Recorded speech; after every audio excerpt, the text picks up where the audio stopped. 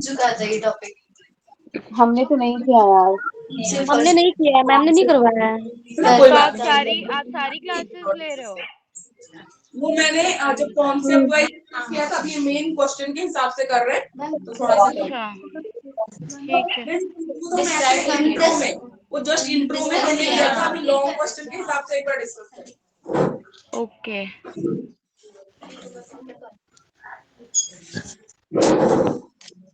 मेरी दो class miss होगी, मुझे बोलना है तो कैसे बोलूंगी?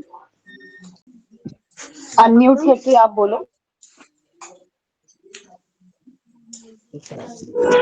बोलना है बोलते हो, सुनते रहो। और जो पर्सन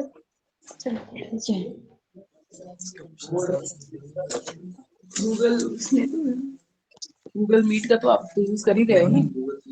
अच्छा, ये फोन के करना क्या बताओ? करे तेरे को आता है तो बस चुप रहे।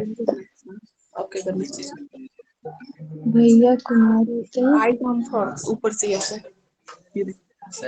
हाँ, इस साइड से आता है, उधर से बाहर। हो गया? ठीक है।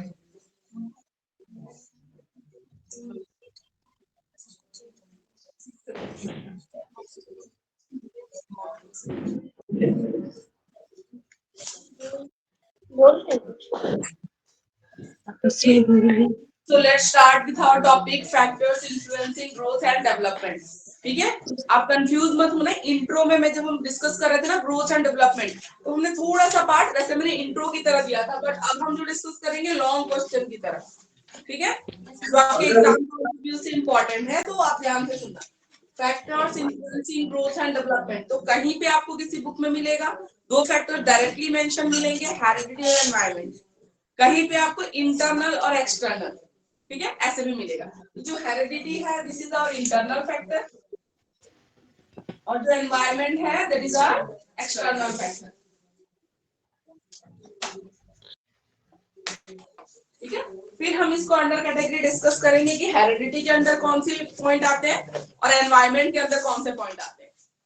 ठीक है, बुक्स दिए वहां पर हिंदी में वंशानुगत कार्य जो होंगे उसको बोलेंगे, और एनवायरमेंट तो परिवेश बोलते हैं, वातावरण या परिवेश। ठीक है, तो हम आते हैं heredity and biological factors.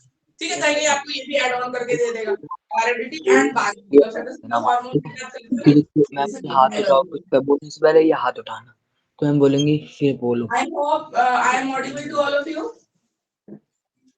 Yes ma'am. Yes ma'am. So keep yourselves on mute so that you can listen me. Excuse me, ma'am. Ma'am, but your screen is not audible, not visible. Excuse me, Sorry. ma'am. I am not audible, but others are confirming now that I am audible.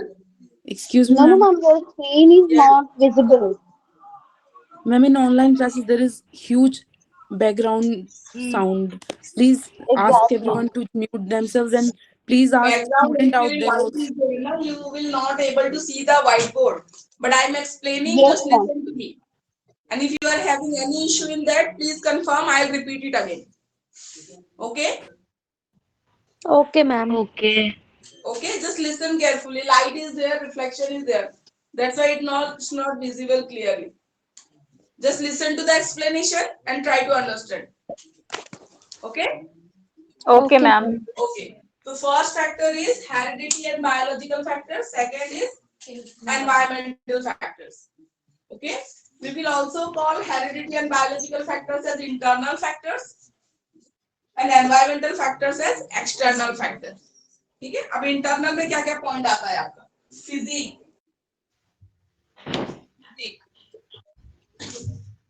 What do you mean by physique? Physique बोले तो क्या समझते हो? Height, ठीक है, body का structure, ठीक है, ये सारी चीजें हम समझते हैं। हाइट, वेट, कॉम्प्लेक्शन, ठीक है, colour of eyes, colour of hair, each and everything. ठीक है, फिजिक में तो physique always determined by your parents gene. ठीक है, आप कैसे होगे, आपका लुक कैसा होगा, देखने में कैसा होगा, फेस का कलर कैसा होगा, हाइट कितनी होगी, ये सब कुछ किस पर डिपेंड करता है? मदर एंड फादर के डीएनए। डीएनए के छोटे छोटे पार्ट्स होते हैं जीन, या क्रोमोसोम वर्ड भी आएगा तो डोंट बी कंफ्यूज। क्रोमोसोम के पार्ट्स होते हैं डीएनए, डीएनए का पार्ट होता है जीन। ठीक है, तो ऐसे होता है सारा। अगर आप क्रोमोसोम भी बोलो तो भी सही है, डीएनए बोलोगे तो भी सही है। बीएड लेवल में आपको इतना बायोलॉजिकल टर्म के अंदर जाने की जरूरत नहीं है। ऐसा कंफ्यूजन नहीं होना चाहिए कि बुक में तो कहीं क्रोमोसोम लिख दिया, कहीं डीएनए बोल रहा है, कहीं जीन बोल रहा है, सब एक ही होता है। अभी अगर सिंगल हम उसमें समझ में जाए, क्रोमोसोम के पार्ट डीएनए, डीएनए का पार्ट जीन, ठीक है, तो सारा एक ही होता है, तो उसमें कोई कंफ्यूजन नहीं होना चाहिए। जो फिजिक है always determined by the DNA और gene of parents grandparents, ठीक है। तो ये हमेशा कैसा होता है, इंटरनल फैक्टर होता है। सेकंड होती है इंटेलिजेंस।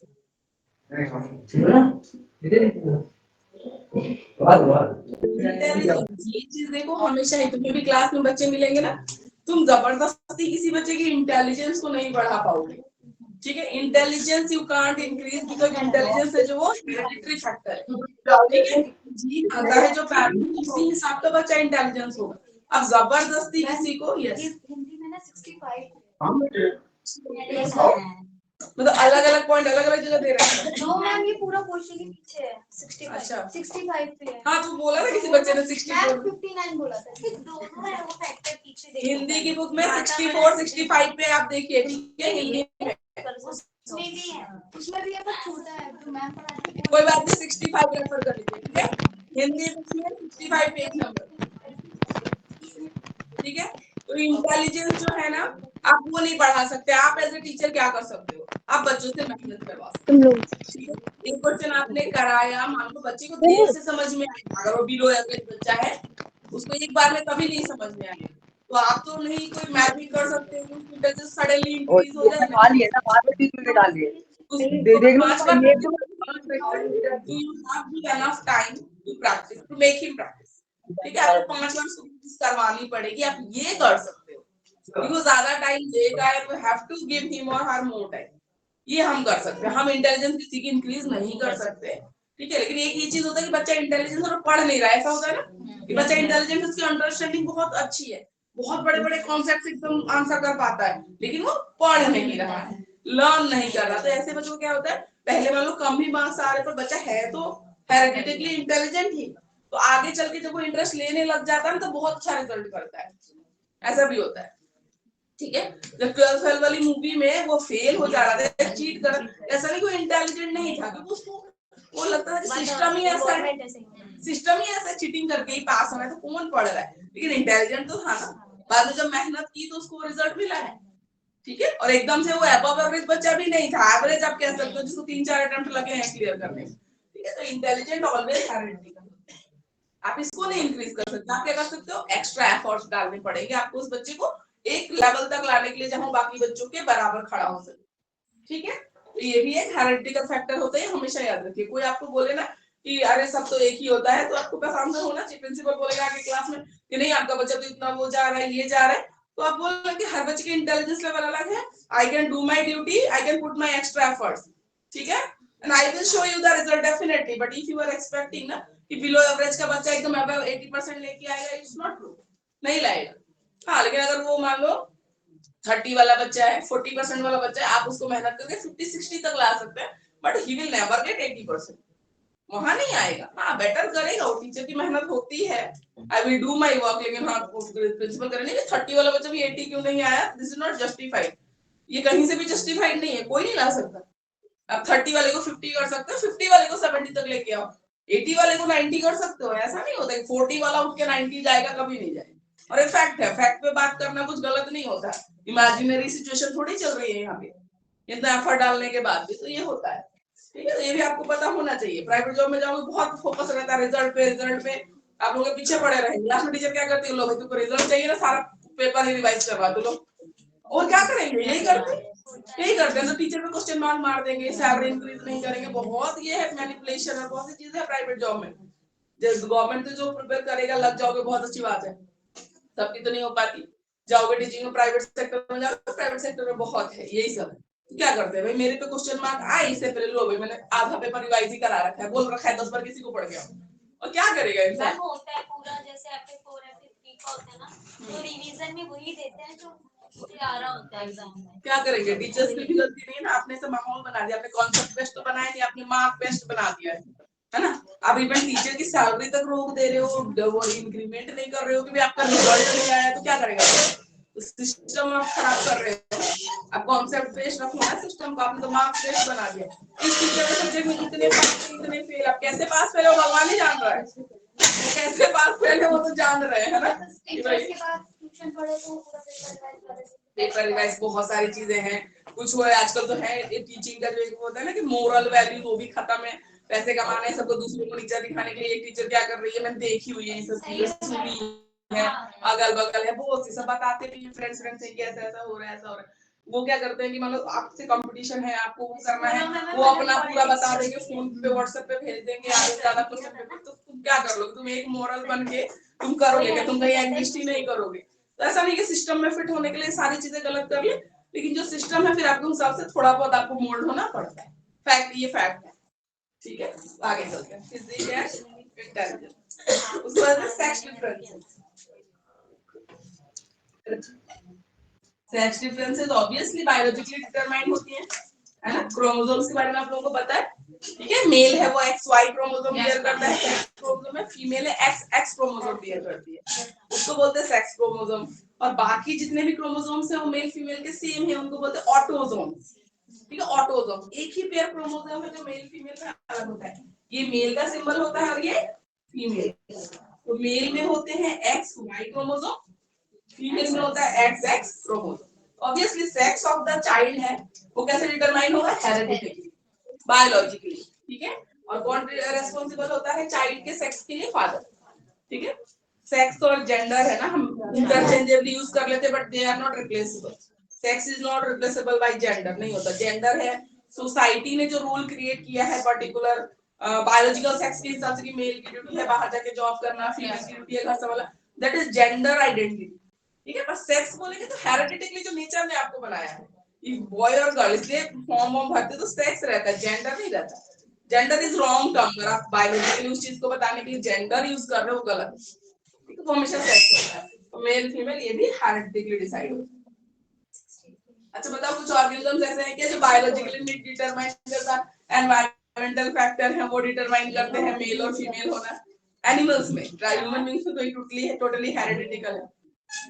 कुछ एनिमल्स में ऐसा होता है एग को हैच होने से पहले टेम्परेचर कितना मिल रहा है उस पर डिपेंड करता है। अगर टेम्परेचर कम ज्यादा मिलता है ना, मेल फीमेल ऐसे चेंज हो जाता है, सेक्स उस टाइम चेंज हो रहा है, एक्सटर्नली सेक्स चेंज हो रहा है, ठीक है। तो ऐसा भी होता है, ऐसे ऑर्गेनिजम्स भी हैं, ठीक है। और ह्यूमन बीइंग की बात करें तो टोटली बायोलॉजिकली डिटरमाइंड सिस्टम। आप एक जनरली समझ के ना एक्सप्लेन करें, ज्यादा बायोलॉजिकल टर्म में जाने की जरूरत नहीं है, लेकिन इतना तो आपने 10th वगैरह में भी पढ़ा होगा, XY क्रोमोसोम XX, थोड़ा बहुत आप एक्सप्लेन कर लोगे, है ना।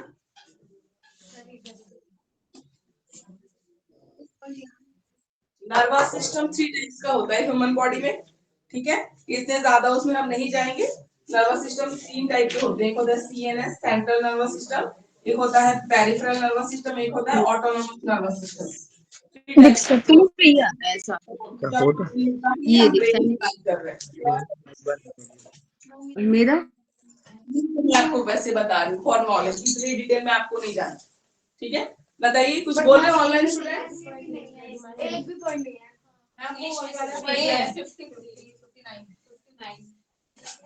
कोई बात नहीं, पर इंग्लिश के पॉइंट्स के साथ डिस्कस करते फिर देखते हैं हिंदी, ठीक है। एक बार हम देखते हैं हिंदी की बुक भी एक बार देखेंगे, ठीक है। Excuse me ma'am. Hindi medium के हिसाब से भी एक बार हम डिस्कस करेंगे। मैम आप हिंदी की बुक से ही थोड़ा सा कराया करिए आप। हाँ बिल्कुल। Excuse me ma'am ma'am. Hindi की हाँ जी बोलिए। मैम आप हिंदी की बुक से भी तो करा सकते हैं, आपको तो एक्सप्लेन इंग्लिश में भी करना है हिंदी में भी, तो आप हिंदी के से करें तो ज्यादा बेटर है, हमें प्रॉब्लम हो रही है। बोला कि हिंदी बहुत वाली ज्यादा बुक प्रॉब्लम हो रही है मैम। भी लगता है वहाँ बिल्कुल हम हिंदी वाली बुक के हिसाब से भी करते हैं। मैम लेकिन हमें पॉइंट्स नहीं मिलते, कभी क्वेश्चन नहीं पॉइंट्स नहीं मिलता, मिलते आधे ना से ज्यादा मैम, टाइम हमारा वेस्ट होता है। इसी में वेस्ट हो जा रहा है हमारा टाइम, पॉइंट्स नहीं क्लियर हो पा रहे हैं। Ma'am please try to understand what I am saying. Yes, yes, I am understanding what you are saying. I will discuss ma'am again Hindi की बुक से in करवा for दो। medium students also. Okay? Ma'am find out करने में ना हमें problems होती है, कभी पॉइंट्स कहीं पर है पॉइंट्स कभी नहीं कहीं मिलते पर है, मैम। क्वेश्चन नहीं मिलता है, तो मैम हमें तो प्रॉब्लम हो रहा है ना।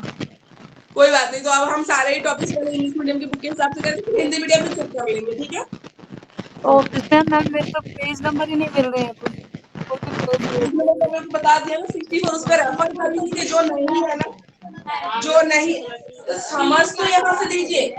देखो हिंदी में एक चीज आप क्लियर कर लो, पहले ही मैंने लास्ट में बोला था, हिंदी में आपको सारे कंटेंट एज इट इज मिलेंगे ही नहीं, ठीक है।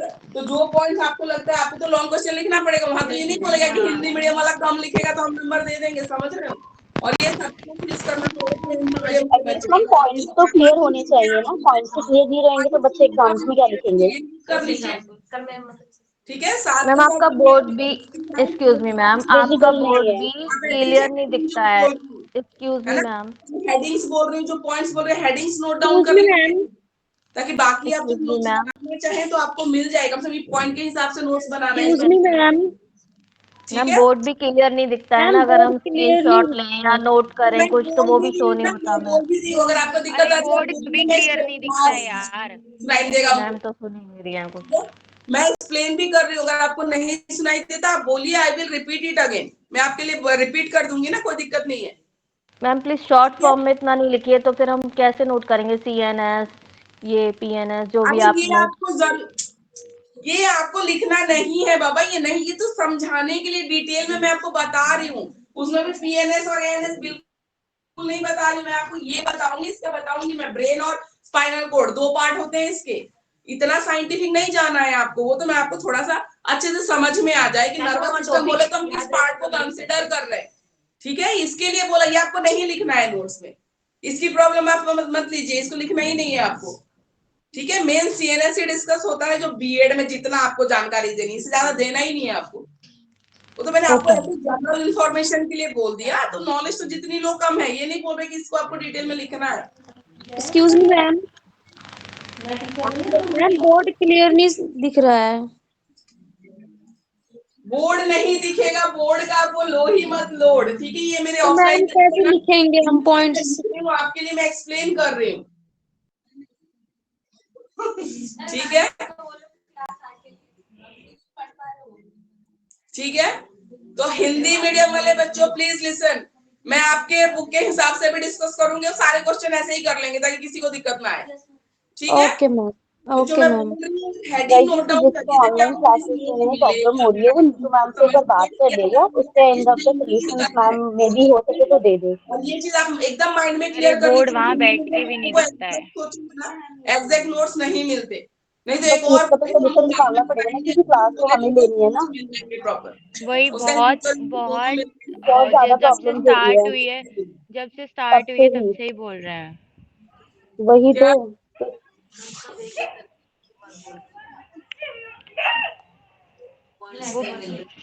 पॉइंट्स के लिए देखो, अब पॉइंट्स नहीं मिलेंगे, मैं बोल रही हूँ ना, आप पहले टॉपिक को समझने की कोशिश करो, पहले सुनो, फिर लिखने के लिए जब टॉपिक की जरूरत होगी तो मैं एक्सप्लेन करूंगी आपको कैसे लिखना है, ठीक है। ओके पहले आप ma'am, okay you can carry on. समझने की कोशिश करिए, बहुत कोई भारी टॉपिक नहीं है, बहुत आसान टॉपिक है, ठीक है। तो अभी आप समझिए इसको, फिर हम डिस्कस करेंगे, जल्दी आओ।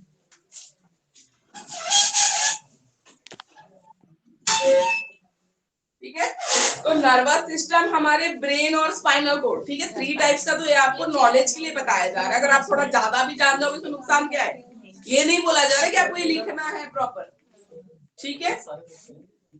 CNS होता है central nervous system,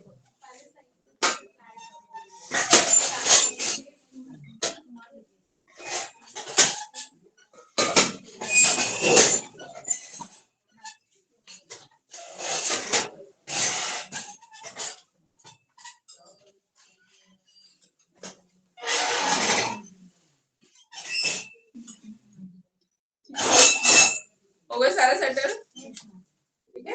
central nervous system में हमारा ब्रेन और स्पाइनल कोड आता है, ठीक है। ब्रेन की बात क्यों कर रहे हैं, क्योंकि लर्निंग की, सीखने की बात होगी, बीएड में नॉलेज की बात होगी, वो किससे रिलेटेड है, ब्रेन से रिलेटेड है। मेमोरी यही पार्ट है जो कंट्रोल करता है, मेमोरी, लॉजिक एंड रीजनिंग, सब कुछ ब्रेन कंट्रोल कर रहा है, इसलिए नर्वस सिस्टम की बात होती है।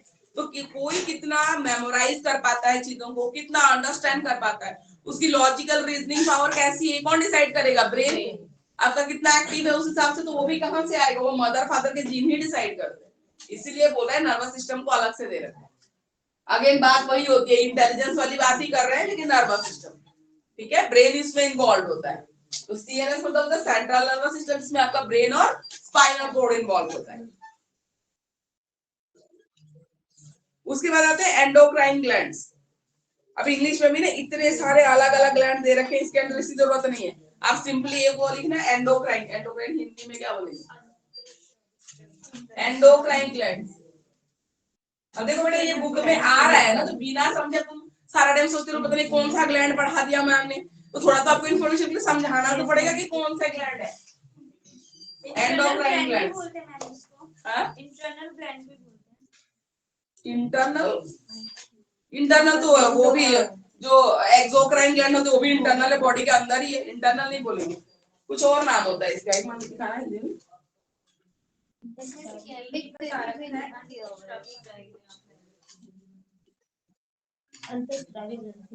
हाँ वो ग्रंथि जो है वही क्या है, अंतःस्रावी ग्रंथि, ठीक है, ग्लैंड ये है एंडोक्राइन ग्लैंड। बट मैम इसकी इंग्लिश में मीनिंग इंटरनेशनल सॉरी इंटरनल है। तो इंटरनल नहीं एंडोक्राइन, तुम काट के उसको सही कर लो। अंतःस्रावी सही है, अंदर अंदर ही वो रिलीज करते हैं, इसलिए अंतःस्रावी जो बॉडी रिलीज कर रहे हैं वो एंडोक्राइन होगा। इंटरनल तो सब है, जो एक्सोक्राइन ग्लैंड है वो भी बॉडी के अंदर ही है, बाहर कुछ नहीं है, ठीक है। अब सुनो एक बार सही से लिखना पड़ेगा ना एंडोक्राइन ग्लैंड, तो इसको कैसे एक्सप्लेन करेंगे। हमारी बॉडी में 2 टाइप्स के ग्लैंड होते हैं, जब आपको मेंशन कर रहे तो मुझे बताना तो पड़ेगा ना क्या होता है, ठीक है। 2 टाइप्स के ग्लैंड होते हैं हमारी बॉडी के अंदर, एक होता है एक्सोक्राइन ग्लैंड, एक होता है एंडोक्राइन ग्लैंड।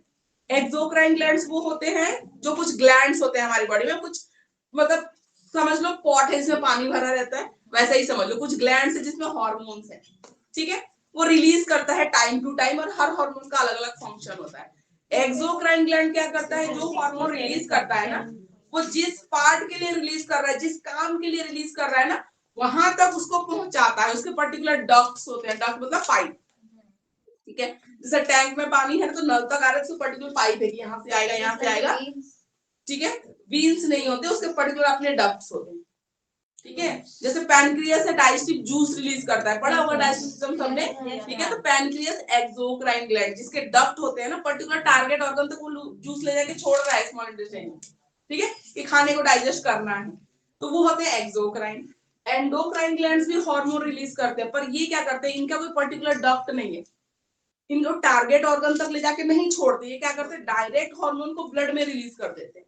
अब ब्लड पूरी बॉडी में जैसे जैसे सर्कुलेट होगा ना, वो हार्मोन अपने आप चला जाएगा टारगेट ऑर्गन, ठीक है, समझ में। इसलिए एंडोक्राइन ग्लैंड या इनको हम डक्ट लेस ग्लैंड बोलते हैं, इनका कोई डक्ट नहीं है, हार्मोन रिलीज कर दिया ब्लड में डायरेक्टली रिलीज कर दिया, ब्लड तो पूरे बॉडी में सर्कुलेट हो रहा है, ब्लड के साथ मिलके वो अपने आप चला जाएगा जो उसका टारगेट ऑर्गन, ठीक है, इसको बोलते हैं एंडोक्राइन ग्लैंड्स।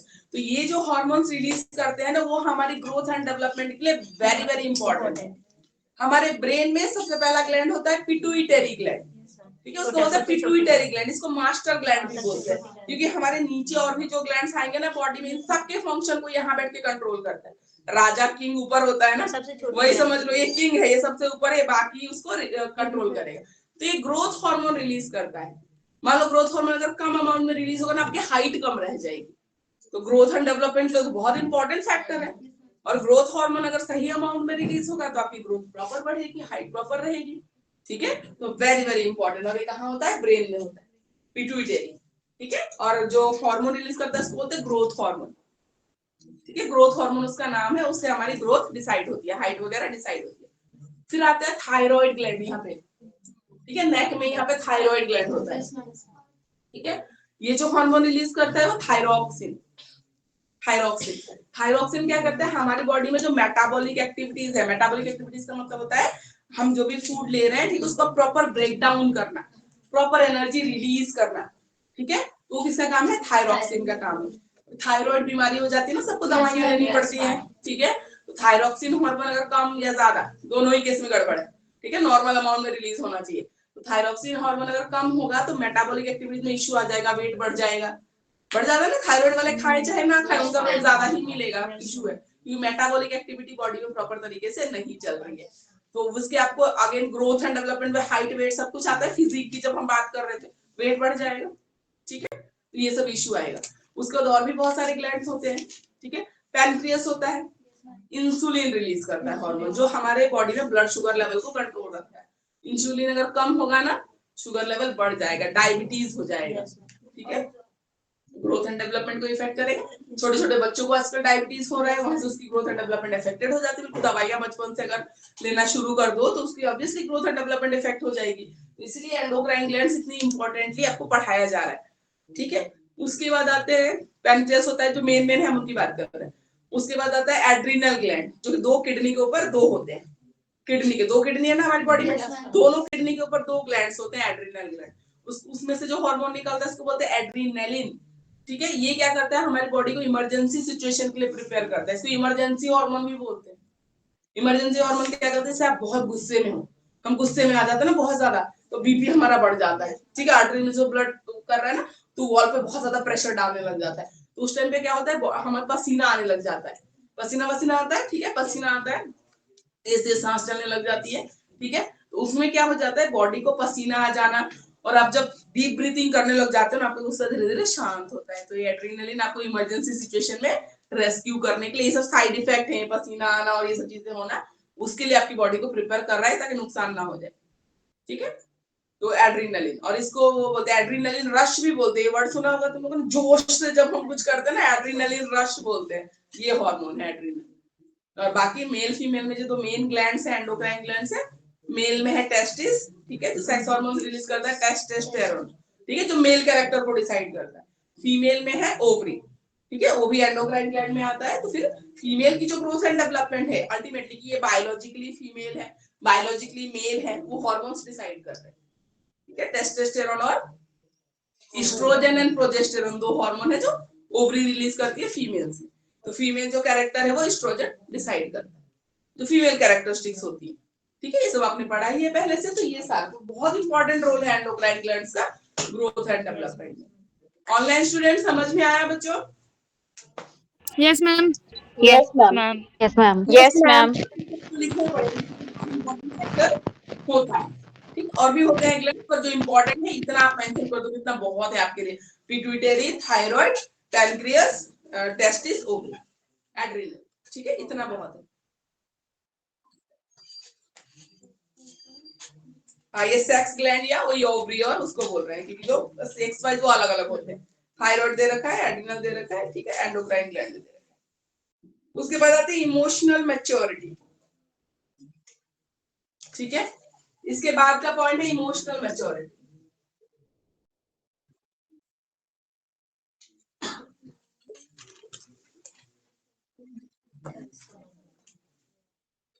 इमोशनल मैच्योरिटी,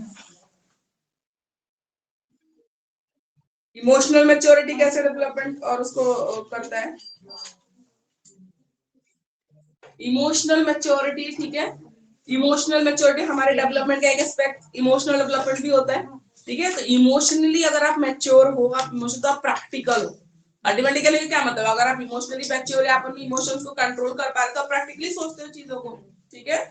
तो अगर आप इमोशनली सही हो ना, आपका डेवलपमेंट हो रहा है, इमोशनली आप डेवलप्ड हो, तो आप अपने फिजिक का भी ध्यान रखोगे रादर देन अदर फैक्टर्स की मेरा मन नहीं कर रहा उठने का, ठीक है। मन नहीं कर रहा नहीं, तब आप समझोगे इमोशंस के ऊपर आपकी वो सोच रहेगी कि I have to get up, I have to do exercise, ठीक है, ताकि मैं फिट रहूं, ठीक है। सोशल भी इमोशनल से नहीं चलता। सोशल बिहेवियर क्या है, ठीक है, हर इंसान परफेक्ट होता ही नहीं है। अगर मैं इमोशनली सोच के बैठूं, उसने मुझे ऐसे बोल दिया, ऐसे बोल दिया, तो कुछ अच्छी भी तो चीजें होंगी, कुछ बुरी भी होंगी। तो यू हैव टू, आपको वो मेंटेन करने के चलना पड़ेगा। तो इमोशनल मैच्योरिटी अगर आपकी सही रहेगी ना, तो आपका सोशल डेवलपमेंट भी सही चलेगा, आपका फिजिकल डेवलपमेंट भी सही चलेगा। मतलब बाकी जो डेवलपमेंट के एस्पेक्ट्स है ना, उनपे आप ज्यादा अच्छे से ध्यान दे पाओगे। तो इमोशनल मैच्योरिटी ग्रोथ से तो रिलेटेड नहीं है, पर other aspects of the development है डेफिनेटली उनसे रिलेटेड, ठीक है। तो यहाँ पे हम उसकी बात करेंगे। सोशलाइजेशन, ऑब्वियसली सोशलाइजेशन भी एक फैक्टर है। आप सोशलाइज करते हो, आप लोगों से मिलते हो, चार चीजें आपको सीखने को मिलती है। इंटेलेक्चुअल डेवलपमेंट इफेक्ट हो रहा है फाइनली, ठीक है। चार लोगों से बात करते हो, आप हैप्पी रहते हो, इमोशनली स्टेबल रहते हो, ठीक है। आप वांटेड फील करते हो, आप लव फील करते हो, आप अच्छा फील करते हो। इमोशनल डेवलपमेंट, सोशल डेवलपमेंट, तो ये सारी चीजें अदर एस्पेक्ट्स को कहीं ना कहीं आपको करती है। अकेले रहोगे चिड़चिड़े हो जाओगे, आपका सोशल डेवलपमेंट इफेक्ट हुआ, साथ के साथ इमोशनल डेवलपमेंट भी आपका इफेक्ट हो रहा है। ठीक है, तो ये सारी चीजें। ठीक है, तो इंग्लिश के हिसाब से इतना आप एक्सप्लेन करोगे तो इतना सही है इंटरनल में। ठीक है, अब आते हैं एक्सटर्नल। इंटरनल में इतना एनफ है, एक्सटर्नल पे आते हैं। एक्सटर्नल या हम एनवायरमेंटल फैक्टर जिसको बोल रहे हैं या एक्सटर्नल बोल रहे हैं। ठीक है, अब इसमें हम 3 पार्ट्स में डिवाइड कर देते हैं एक्सटर्नल में। लास्ट क्लास उस दिन स्टार्टिंग में थोड़ा थोड़ा बताया था, आप लोगों को याद होगा। प्री नेटल, ठीक है, postnatal and neonatal. At the time मतलब न्यूबॉर्न बेबी की जो बात करते हैं। ठीक है, प्री नेटल होता है बिफोर बर्थ, मतलब बिफोर बर्थ मदर को कोई डिजीज है तो बेबी को हो जाएगा, तो बच्चे की ग्रोथ एंड डेवलपमेंट तो वहीं हार्म होना शुरू हो गई। मदर को एड्स है या कोई वैसी बीमारी है जिससे बच्चा इफेक्ट हो रहा है, मदर अगर स्मोक कर रही है, ड्रिंक कर रही है, वहां भी बच्चे की ग्रोथ एंड डेवलपमेंट इफेक्टेड है। बिफोर बर्थ ही हो गई, तो अंदर मदर होम में जितना हार्म होना था हो गया। मदर का कोई एक्सीडेंट हो गया है, ठीक है, वो गिर गई है, मान लो पेट के बल गिर गई है, उसमें भी उसको दिक्कत है, ब्रेन में चोट लग जाए बच्चे के, कुछ भी हो जाए। ठीक है, तो प्री नेटल कंडीशंस है, एक्सीडेंट है, अल्कोहल है, ड्रग है और डिजीज है। एंड डाइट है, डाइट है मतलब कैसा डाइट ले रही है। अगर अच्छा हेल्दी डाइट ले रही है तो बच्चा भी हेल्दी होता है। अगर मान लो मदर डाइट अच्छा नहीं लेगी तो बेबी की हेल्थ भी इफेक्ट होगी एडवर्सली। ठीक है, तो प्री नेटल कंडीशन। ठीक है, at the time of birth भी बहुत सारे factors. At the time of birth क्या होता है, ठीक है, कभी कभी डिलीवरी के टाइम पे मदर और बेबी जिस कॉर्ड से अटैच होते हैं वो कॉर्ड बेबी के गले में लिपट जाता है, जिसकी वजह से उनको सांस नहीं आता, ब्रेन तक ऑक्सीजन नहीं पहुंचता उस टाइम पे। ठीक है, तो बच्चा मेंटली हैंडीकैप हो सकता है। ठीक है, ठीक है, फिजिकल उसको कुछ इशू आ सकता है, बहुत सारी चीजें हो सकती है। ठीक है, मान लो ब्रेन तक ऑक्सीजन नहीं पहुंचता तो ब्रेन से ही तो सारी मूवमेंट, लोकोमोशन सब कुछ ब्रेन से कंट्रोल होता है।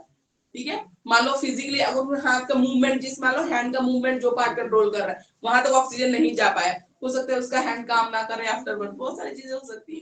ठीक है, फिजिकली वो हैंडीकैप हो जाए, ठीक है, बहुत सारी चीजें हो सकती है, मेंटली रिटार्डेड हो जाए बच्चा क्योंकि ब्रेन तक ऑक्सीजन गया ही नहीं है। ठीक है, और क्या होता है, जो एक्सपीरियंस डॉक्टर्स नहीं होते हैं, ठीक है, अगर बेबी डिलीवरी के टाइम पे फोर्सेप्स से हेड को पकड़ के ऐसे बाहर करना होता है, तो कितना प्रेशर देना है वो तो एक्सपीरियंस डॉक्टर को पता है। ठीक, जो इन एक्सपीरियंस है जिनको नहीं पता, तुम क्या डिग्री देखने जाओगे डॉक्टर के, कौन दिखाएगा तुमको। इन एक्सपीरियंस है, कौन सा डॉक्टर गया अंदर हैंडल करने, तुम्हें नहीं पता जब पेशेंट अंदर चला गया उसके बाद। अगर वो डॉक्टर इन एक्सपीरियंस है, उनको प्रेशर का आइडिया नहीं है कितना प्रेशर डालना चाहिए ना, ज्यादा दब जाता है।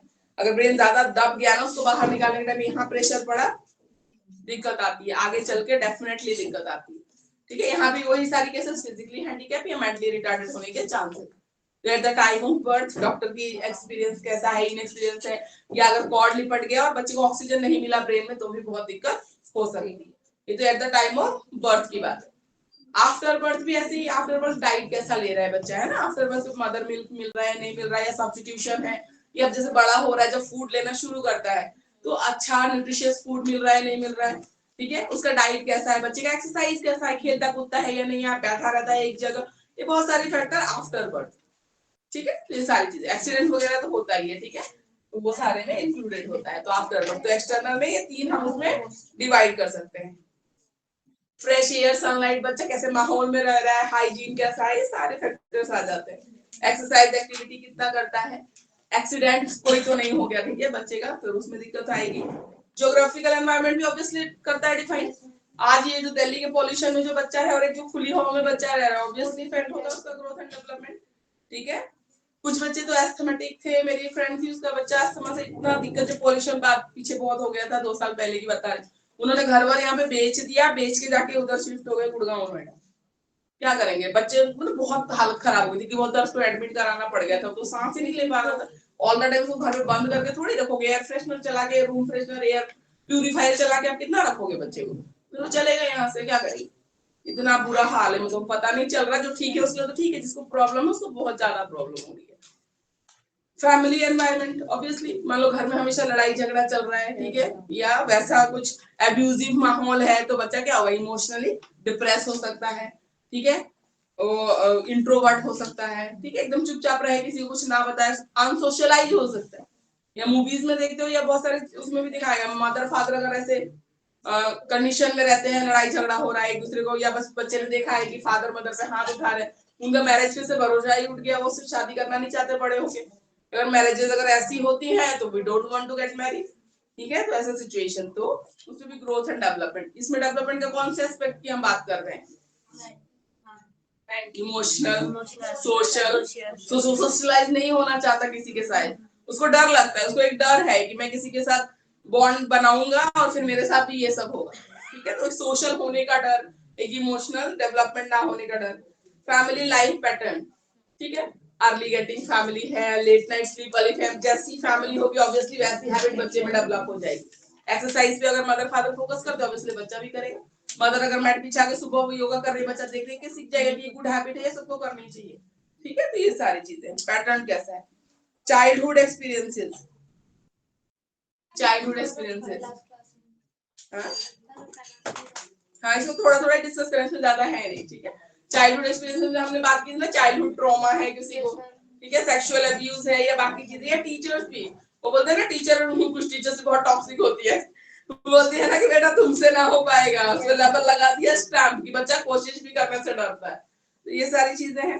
नेबरहुड है, इसकी हम बात हमने की थी लास्ट में। नेबरहुड आपका कैसा है? ठीक है, फ्रेंड्स एंड कंपेनियंस कैसे हैं? स्कूल का माहौल कैसा है? मैंने बोला था ना स्कूल को स्कूल है, उसका करिकुलम में मेन मुद्दा है कि हमें बच्चों को फिजिकली फिट रखना है। तो हर एक मतलब वीक में 3-4 दिनों गेम्स पीरियड लगा रहे हैं, बच्चों को भेज रहे हैं फिजिकल एक्सरसाइज पे।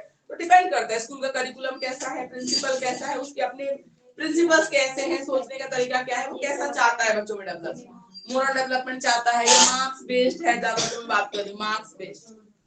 ठीक है, टेलीविजन क्लब्स एंड सिनेमाज, अभी जो ये बहस चल रही है कि एनिमल की इतनी कमाई है, 12 फेल की इतने नहीं आई अर्निंग, तो ऑडियंस की कैसी मेंटालिटी सेट हो गई है ना, आप क्या देखना चाहते हो? ठीक है, तो कुछ लोगों ने मिलकर वो मूवी तो बनाई, पर देख तो पूरी ये जो हमारी इंडियन सोसाइटी है, यहीं के लोग देख रहे हैं। हिट भी करवा रहे, आप टिकट खरीद लो, आप जा रहे हो देखने में, तो यू आर लाइकिंग इट। ठीक है ना, तो वो चीज है।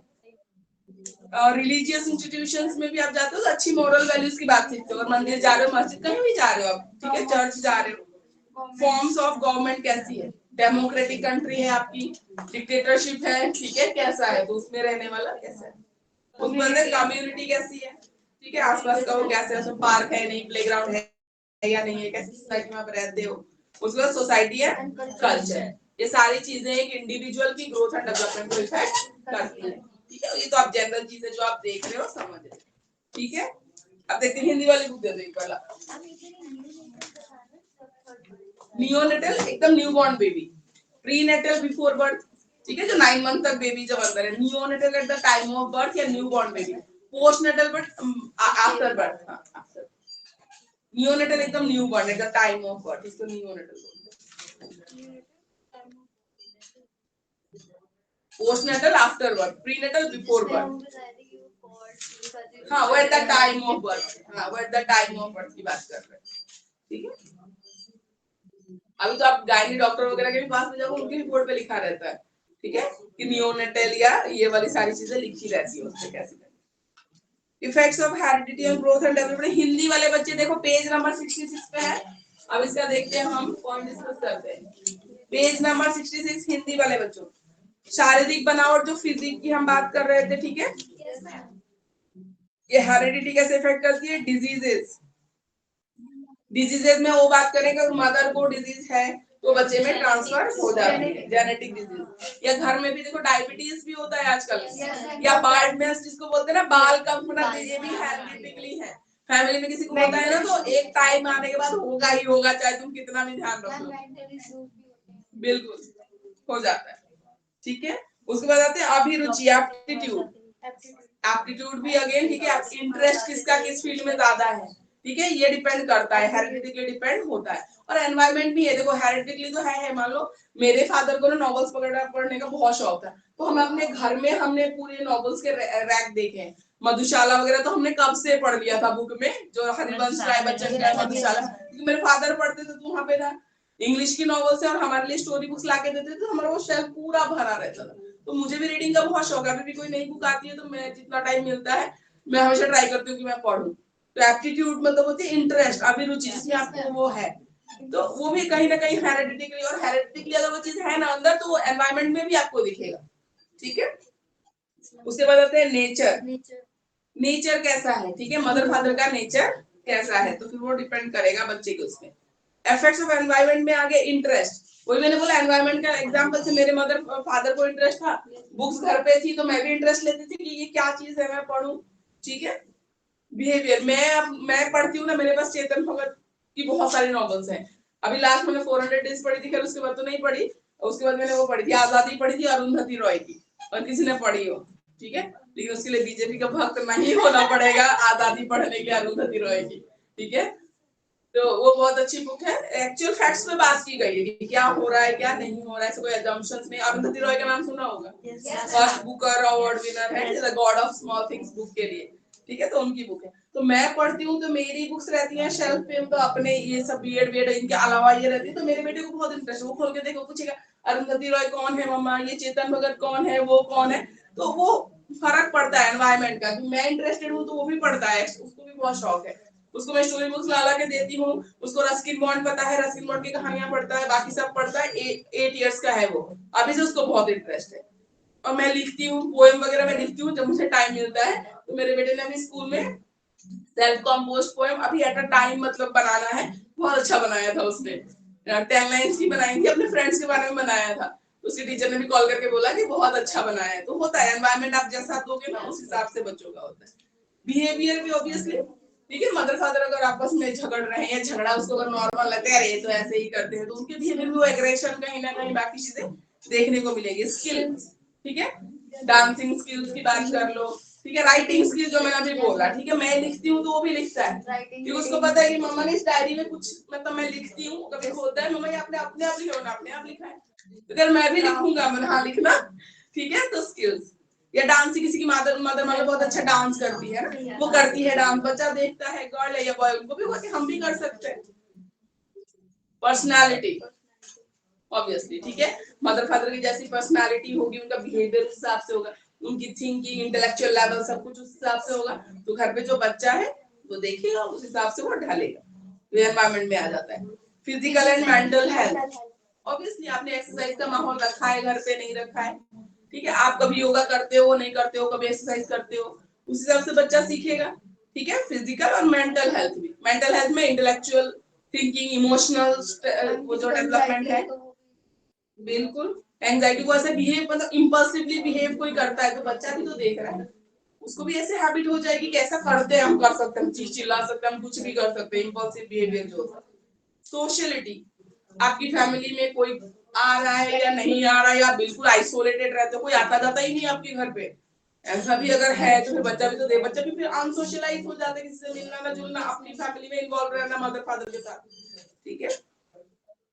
इफेक्टिवनेस इन डिसीजन मेकिंग, वो भी देखो बच्चा देखता है घर में डिसीजन मेकर क्या, मोस्टली फादर्स होते हैं इंडियन सोसाइटी की फैमिली में, देख ले, ठीक है, तो लड़का देखेगा जैसे भी, या मदर का भी इक्वल पार्टिसिपेशन देखता है, तो आगे वो अभी अपने पार्टनर से पूछेगा, क्योंकि अगर उसका फादर पूछ रहा है कि मम्मी से पूछ के डिसीजन लेते हैं या दोनों आपस में डिस्कस करके लेते हैं, तो कहीं ना कहीं देखो अननोइंगली भी तो बच्चा सीख रहा है ना, देख हमने भी तो अपनी फैमिली से बहुत सारी चीजें देखी है, और कहीं ना कहीं नोइंगली अननोइंगली हमारे बिहेवियर में है, जब एक आप एज उम्र बिताते हो उन चीजों को देखते हुए, तो आपके बिहेवियर में आएगा ही आएगा।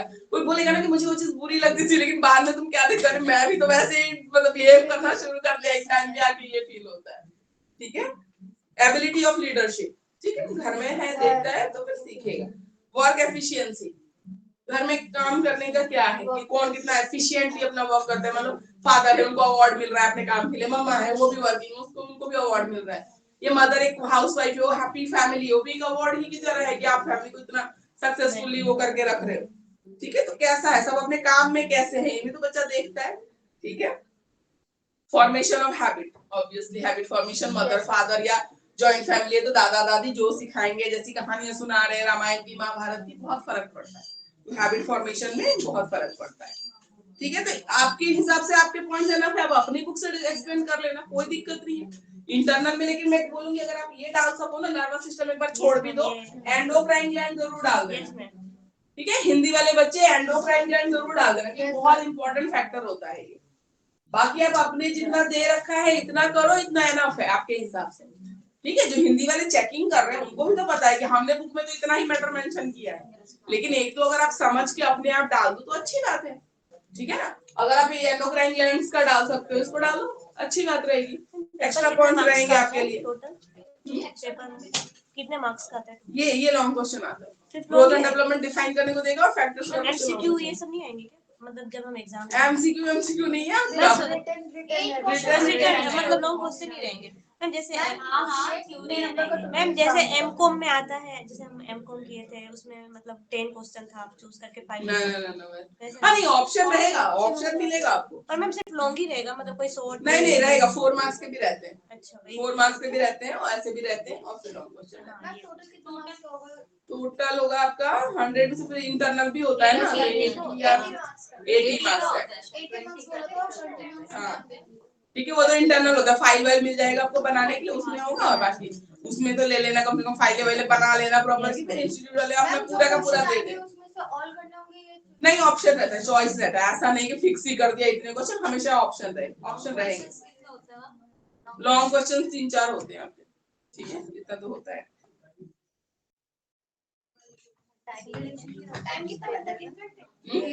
हाँ टाइम मिलता है, 80 मार्क्स के लिए 3 घंटे मिलता है, ठीक है। हाँ बिल्कुल थोड़ा सा पढ़ लो, फिर क्वेश्चन पेपर भी फॉर्मेट भी डिस्कस करते हैं, लास्ट के पेपर भी आपको बताएंगे डीसीएल में ये आया था, ये इंपॉर्टेंट सब डिस्कस होता है। हाँ बिल्कुल कैसे लिख रहे हो तो बताएगा, थ्योरी में कितना लिखना है वो भी बताएंगे, सारी चीजें होंगी, परेशान होने की जरूरत नहीं इसके लिए। उसके बाद आते हैं हम डेवलपमेंट एंड मैच्योरेशन। चलो हिंदी वालों की बहुत कंप्लेन है, अभी पहले हिंदी से शुरू करते हैं। Development and maturation,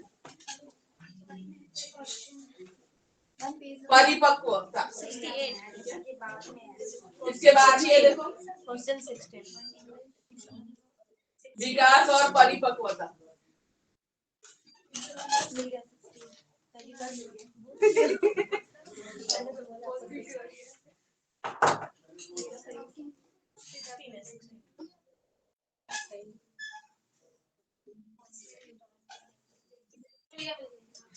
ma'am English में भी मिल गया सेम। हाँ सेम ही टॉपिक है। इंग्लिश में है डेवलपमेंट एंड मैच्योरेशन, हिंदी में इंग्लिश वाली पेज नंबर क्या है? इंग्लिश में 35 है, हिंदी में 68 है।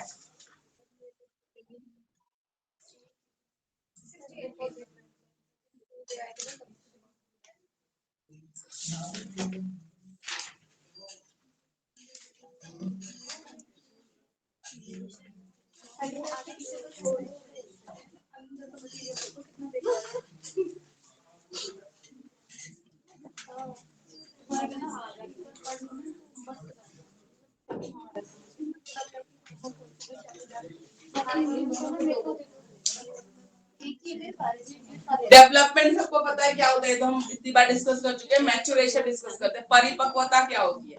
देखो कोई काम आप करना सीखते हो, स्टार्टिंग में आप इतने परिपक्व नहीं होता। छोटा बच्चा जब चलना स्टार्ट करता है, अपने पैरों पे गिरता है, खड़ा होता है, चलता है, गिरता है, खड़ा होता है, चलता है, तो he is not mature enough to walk. चलने के लिए अभी वो इतना मैच्योर नहीं है, और धीरे धीरे जैसे प्रैक्टिस करता है, अल्टीमेटली वो उस चीज के लिए मैच्योरिटी लेवल अटेन कर जाता है, क्या वो अपने पैरों पे चल सकता है। छोटा बच्चा जब क्राउलिंग सीखता है तो भी थोड़ा बहुत क्राउल करता है, बैठ जाता है, थोड़ा बहुत करता है, बैठ जाता है, फिर उसके बाद जो क्राउलिंग करता है उसमें पकड़ना बहुत मुश्किल हो जाता है, ठीक है। तो उस चीज के लिए उस लेवल पे आके उसकी उतनी मैच्योरिटी लेवल उसने अटेन कर लिया।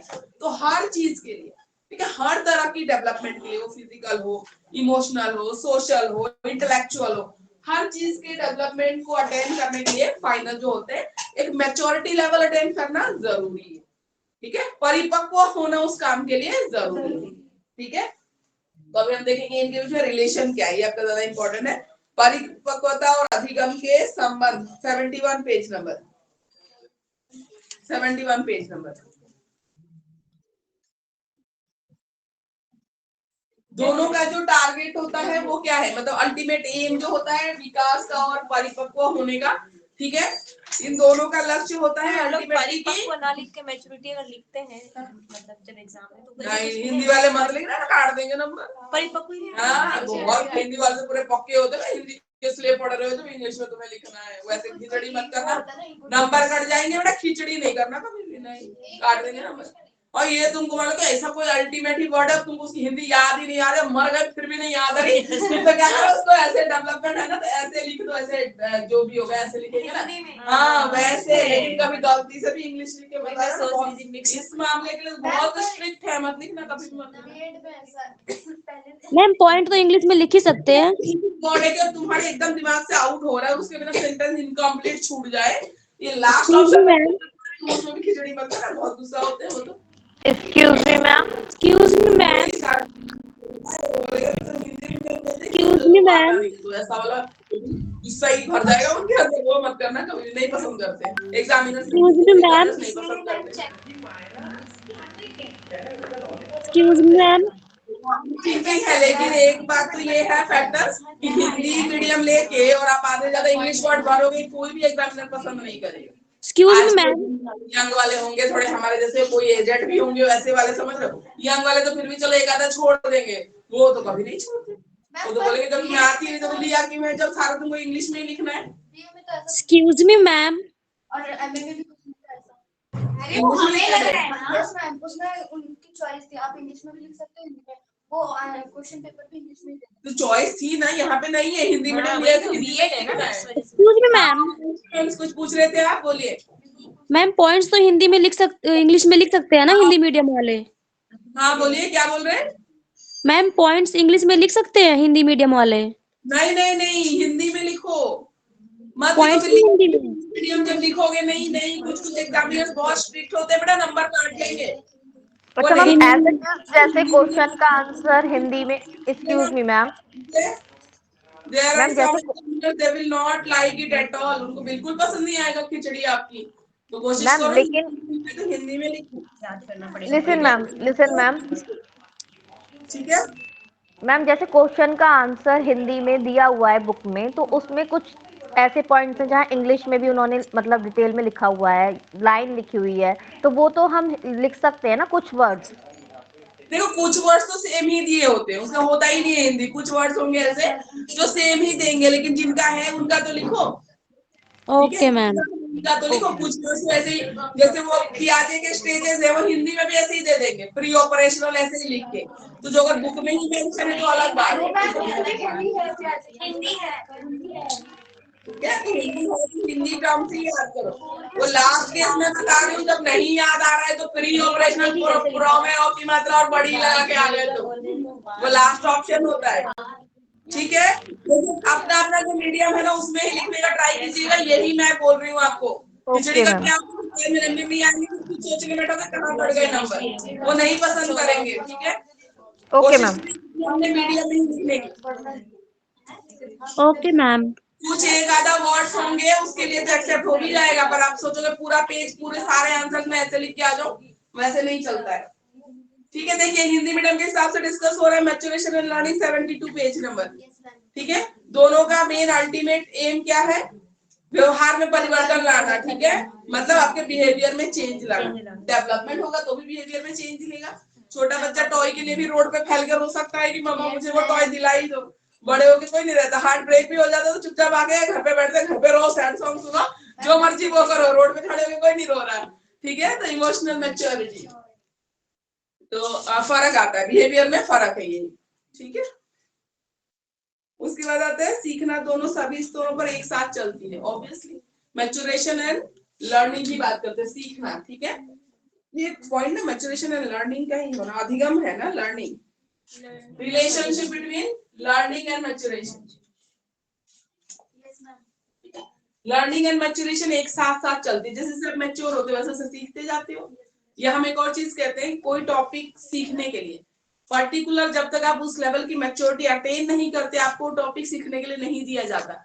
एलजेब्रा जाके 6 में स्टार्ट करते हैं, थोड़ा थोड़ा 7 में 8 में, थर्ड फोर्थ में एलजेब्रा नहीं सिखा रहे, क्योंकि उस टाइम आपका इंटेलेक्चुअल डेवलपमेंट इतना नहीं है कि आप एलजेब्रा समझ सको, ठीक है। तो मैच्योरेशन एंड लर्निंग, क्या आपको सिखाना है, किस एज में सिखाना है, ये डिफाइन होता है, किसी स्टेज में कुछ भी नहीं शुरू कर देंगे, ठीक है। तो ये होता है, तो परिपक्वता और सीखना, अधिगम बोलते हैं हिंदी, ठीक है। और दोनों एक दूसरे के क्या बोलेंगे, ठीक है, उसको फुलफिल करता है, दोनों एक दूसरे को परिपूरक बोलते हैं, ठीक है, फुलफिल करता है एक दूसरे को। लर्निंग होती है, ठीक है, फिजिकल लर्निंग, इंटेलेक्चुअल लर्निंग, सामाजिक या संवेगात्मक मतलब इमोशनल लर्निंग, ठीक है। और ये सब क्या करती है, मैच्योर होने में हेल्प करती है, मैच्योरिटी में हेल्प करती है। मैच्योर पर्सन हम किसको बोलते हैं, तो हर तरीके से डेवलप है, चीजों को समझता है, ठीक है, उसको बोलते हैं मैच्योर। और मैच्योरेशन, ठीक है, एनवायरनमेंट आपके लिए चाहे सपोर्टिव हो चाहे आपके अगेंस्ट में, दोनों में ही आप कुछ ना कुछ सीखते हो, ठीक है। दोनों सिचुएशन में आप सीख रहे हो। अगर आपके कंफर्टेबल उसके हिसाब से है तो आप सीख रहे हो, सोशलाइजेशन सीख रहे हो, फ्रेंड्स के साथ कैसे डील करना है ये सब सीख रहे हो। अगर ऑपोजिट भी चल रहा है कुछ, मान लो माहौल कुछ वैसा चल रहा है, उसमें भी आप सीख कर रहे हो कि इसको कैसे डील करना है, ठीक है। तो दोनों सिचुएशन में आप सीखते हो। और मैच्योरेशन एक नॉर्मल प्रक्रिया है जो चलती रहती है, धीरे धीरे जैसे आप एज वाइज बढ़ते हो आप बढ़ते जाते हो बाकी चीजों में। मैच्योरेशन लर्निंग पे बेस्ड है, सीखोगे तभी तो मैच्योरिटी अटेन करोगे, बिना सीखे कैसे, ठीक है। जब मैच्योरिटी अटेन होती है, ठीक है, तो आप फिजिकल उसकी भी बात करें, फिजिकली भी आप जब मैच्योर होते हो, ठीक है, बॉयज है गर्ल्स है टीनेज आ जाते हैं फिजिकली मैच्योर होते हैं, तो मैच्योरेशन में हम फिजिकल की बात भी करते हैं। और लर्निंग में हम एनवायरमेंटल लर्निंग की बात करते हैं, सिचुएशनल लर्निंग की बात करते हैं, उसमें आप कैसे सीख रहे हो। मैच्योरेशन एक जन्मजात क्रिया है, मतलब ये होगा, ये नेचुरल है, ठीक है, जैसे जैसे आप बड़े होगे मैच्योर होते जाओगे चीजों को लेके। मैच्योरेशन एक पर्टिकुलर टाइम तक ही चलती है, ठीक है, और लर्निंग लाइफ लॉन्ग चलती है। एक टाइम पे आप आके मैच्योर हो जाते हो, अटेन कर लेते हो। अभी हम माने तो 25-30 आते आते तो बहुत मैच्योर, 30 के टाइम पे तो मैच्योरिटी एक्सपेक्ट करोगे आप किसी से भी, ठीक है। पर लर्निंग है वो लाइफ लॉन्ग चल सकती है। आप ओल्ड एज में भी जाके कंप्यूटर चलाना, मान लो पहले के लोग किसी को दादी नानी उनको नहीं आता स्मार्टफोन चलाना, अभी भी सिखाओगे तो सीख तो जाएंगे ना, लर्निंग है, ठीक है। तो होता है मैच्योरेशन की वजह से लर्निंग।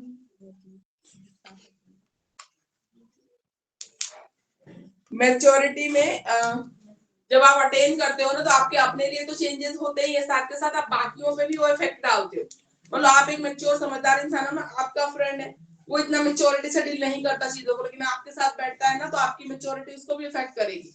आप अपनी मैच्योरिटी से एक्सपीरियंस से उसको भी सही रास्ता दिखा सकते हो, समझा सकते हो, ठीक है। लेकिन लर्निंग हमेशा इंडिविजुअल होती है, वो आपने अपने लिए सीख रहे हो। लेकिन मैच्योरेशन होती है वो औरों के लिए भी फायदेमंद होती है या सिखाती है।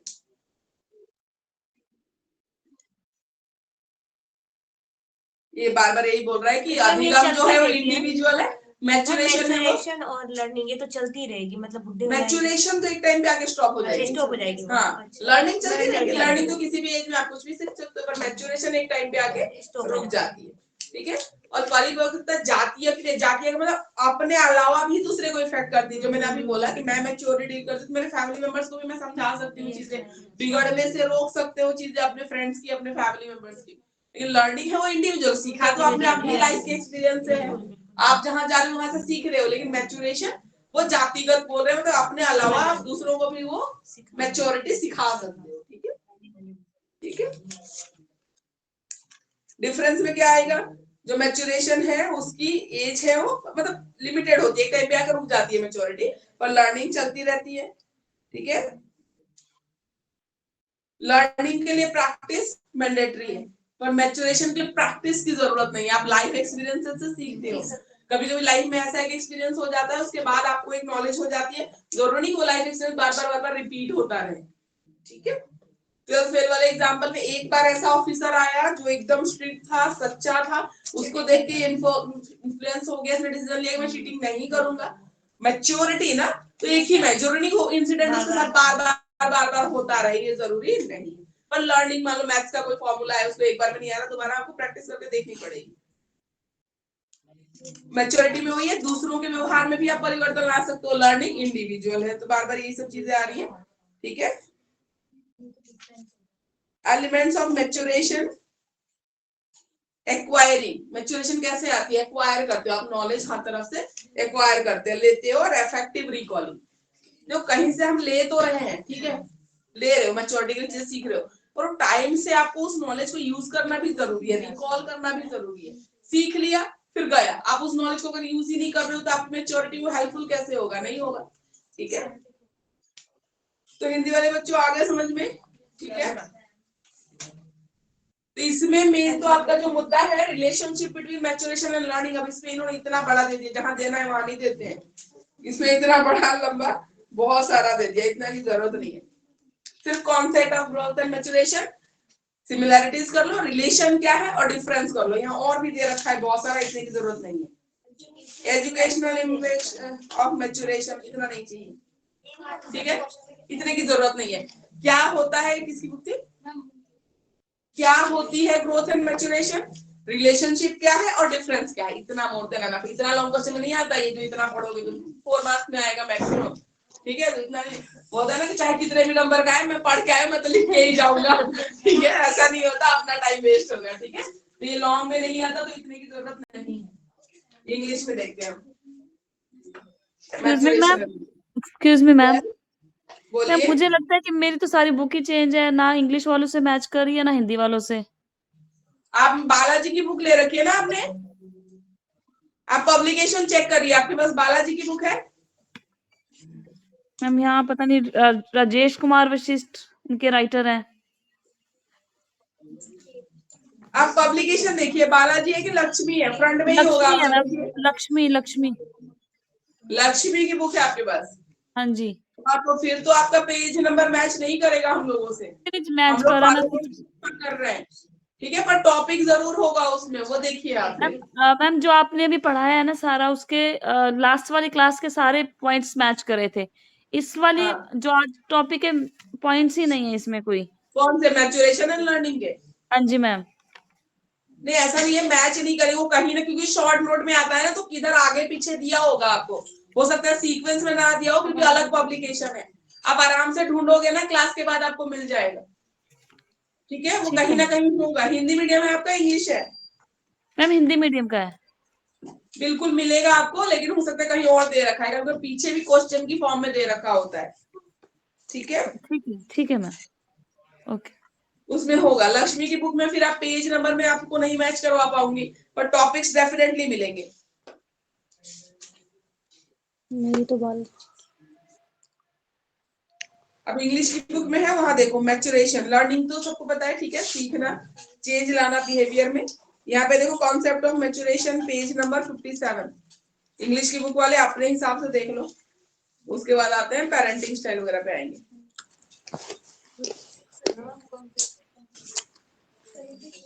यहाँ पे 57, 36 में भी है, 36, चलो कोई बात नहीं, यहाँ भी है तो। हाँ यहाँ भी है, उधर भी एक ही चीज दे रखी है दोनों जगह, मैच्योरेशन, ठीक है। फैक्टर्स इफेक्टिंग नहीं है, concept of growth and maturation. English difference इसमें जो लिखोगे ना कॉन्सेप्ट, उसी में आ जाएगा, थोड़ा सा अपना निकाल लेना उसमें से, ठीक है। जैसे अभी मैंने समझाया ना, वहां से निकाल। देखो इंग्लिश वालों को भी निकालनी पड़ती है, हिंदी वाले बड़े आई लड़ते रहते, देखो इनको भी नहीं है डिफरेंस, मैंने बोला ना डिफरेंस इनके में भी नहीं है। तो हर चीज एकदम एज इट इज आपको मिलेगी ही नहीं, तो 2-4 डिफरेंस दो खुद से, तो बिल्कुल हिंदी हो चाहे इंग्लिश हो, होता है।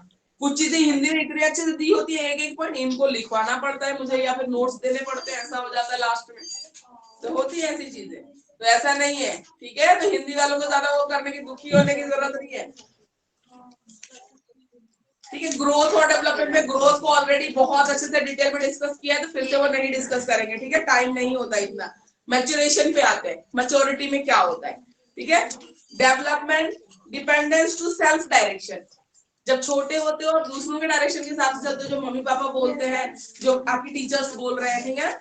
जैसे जैसे आप मैच्योर होते जा रहे हो, सेल्फ डायरेक्शन, ठीक है, हमें जो सही लगता है हम वो करते हैं, सेल्फ, हम अपने आप अपनी डायरेक्शन को फॉलो कर रहे हैं। Pleasure to reality, virtual world से निकल के आप रियलिटी में आ जाते हो, और वही आपको खुशी देने लग जाता है, ठीक है। वर्चुअल ऐसे कोई इमेजिनरी दुनिया नहीं होती है, जो रियल है वो यही है। Ignorance to knowledge,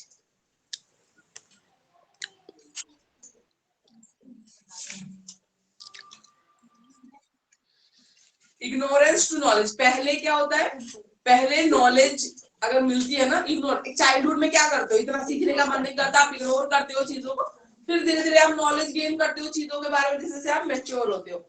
incompetence to competence, पहले चीजों के लिए आप इतने कॉम्पिटेंट नहीं होते, उतनी इफेक्टिवली आप चीजों को नहीं कर पाते हो, छोटे होते हो, तो फिर धीरे धीरे आप ठीक है स्किल को एनहांस करते हो और आप कॉम्पिटेंट बनते हो उन चीजों को अच्छे से करने के लिए। अब वो चाहे डांसिंग स्किल हो, राइटिंग हो, या आपका कोई पर्टिकुलर प्रोफेशन हो, स्किल्स हो उनमें। Diffuse sexuality to heterosexuality. Diffuse sexuality का मतलब होता है छोटे बच्चे में हम ठीक है बॉय गर्ल का इतना सेक्स डिफरेंशिएशन नहीं होता है, जो होता है ठीक है थोड़ा बहुत होता है, उसको हम पढ़ेंगे फिर आगे चल के एक चैप्टर में जेंडर वाले में, उसमें अभी इतना नहीं जाते हैं। हेटेरोसेक्सुअलिटी मतलब जो हम छोटे बच्चों को कुछ चीजें सिखाते हैं उसमें इतना हम डिस्क्रिमिनेट नहीं कर पाते हैं कि आप गर्ल हो आप बॉय हो, और करते भी नहीं है, क्या जरूरत है, आजकल तो कोई नहीं करता है ना कि भाई जो चाहिए वो ठीक है सब बच्चे बराबर है। पर धीरे धीरे जैसे ठीक है डेवलपमेंट होती है, प्यूबर्टी अटेन होती है, चेंजेस आते हैं, तो धीरे धीरे जैसे जैसे मैच्योर होंगे हमें समझ में आएगा ठीक है कि बायोलॉजिकली वी आर डिफरेंट, ठीक है इवन इमोशनली भी डिफरेंट है, ठीक है बहुत सारी चीजें डिफरेंट ही है, डिफरेंट ही है, वो कितना भी तुम कर लो वो सेम नहीं हो सकती। वो अंडरस्टैंडिंग कह लो, इमोशनल डेवलपमेंट कह लो, सोशल डेवलपमेंट कह लो, बहुत चीजें अलग ही रहेंगी। तो जब मैच्योर होते हैं ना तब समझते हैं चीजों को। तो डिफ्यूज सेक्सुअलिटी टू हेटेरोसेक्सुअलिटी, बाद में हम अपने आप को सेपरेट कर पाते हैं कि we are female they are male, ऐसे। अमोरल टू मॉरल, ठीक है अमोरल टू मॉरल तो मोरल डेवलपमेंट पढ़ा था ना, छोटे बच्चों के पास गुड बैड सही गलत इनका नहीं होता नॉलेज, जैसे आप बड़े होते हो आपके मोरालिटी डेवलप होती है, आपको पता होता है। Self centre to other centre, छोटे होते तो हमने बोला ना good boy good girl orientation, मुझे चॉकलेट चाहिए, मैं होता है हमेशा ना, मेरे बारे में सब कुछ मेरे बारे में। जैसे बड़े होते हम दूसरों के बारे में भी सोचते हैं, इवन कोई कुछ बोल भी देता है तो एक बार को हम रियलाइज करते हैं कोई नहीं यार, हम काश उसकी सिचुएशन ऐसी है ना, तो बोल गया, इतना भी अंडरस्टैंडिंग हो जाता है एक टाइम आने के बाद कि जाने दो कोई बात नहीं, उसके साथ ऐसा हुआ है इसलिए ऐसे बोल रहा है, इतना भी हम समझ पाते हैं एक टाइम पे।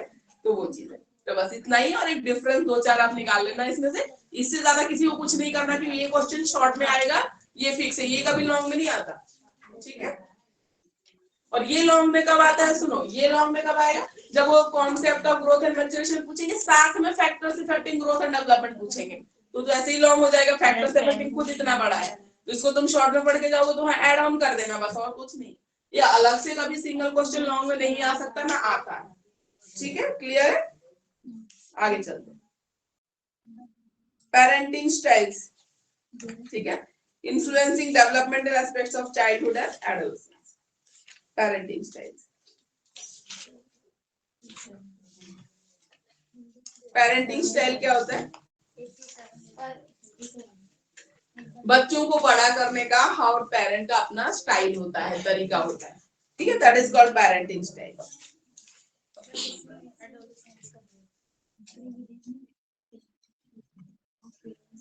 उसके पहले हम पढ़ेंगे पेरेंटल रोल, पेरेंटिंग स्टाइल, लेकिन बाकी सब चीजें आएंगी, ऑथोरिटेटिव पेरेंट, नेग्लिजिबल पेरेंट्स, वो सब नहीं इसमें होगा, पीछे रुको। पेरेंटिंग स्टाइल, तो पेरेंटिंग स्टाइल लॉन्ग क्वेश्चन में आता है, हाँ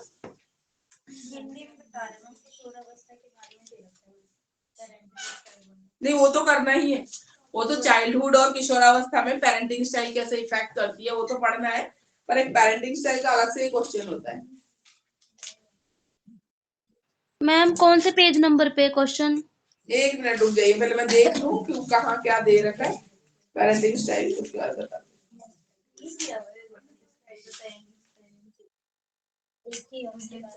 पेरेंटिंग स्टाइल पढ़ना पड़ेगा, इसमें नहीं है, हिंदी में है क्या, authoritative parent, negligible parent, parenting style में हमें वो स्टाइल्स पढ़ने होते हैं, नहीं दे रखा तो फिर करवाना पड़ेगा। मैम पेज नंबर 37 पे है। एक मिनट रुकिए, नहीं हिंदी की बुक देना, उसमें दे रखा अथॉरिटेटिव, नेग्लिजिबल। मैम इसमें रोल ऑफ पेरेंट्स दे रखा है, डेवलपमेंट ऑफ चाइल्ड। हाँ देख रही हूँ मैं, एक मिनट, नहीं होगा तो फिर मुझे करवाना पड़ेगा, वो तो इम्पोर्टेंट है, हिंदी में 75 पे। स्टाइल दोनों को हिंदी इंग्लिश दोनों में करवाना पड़ेगा।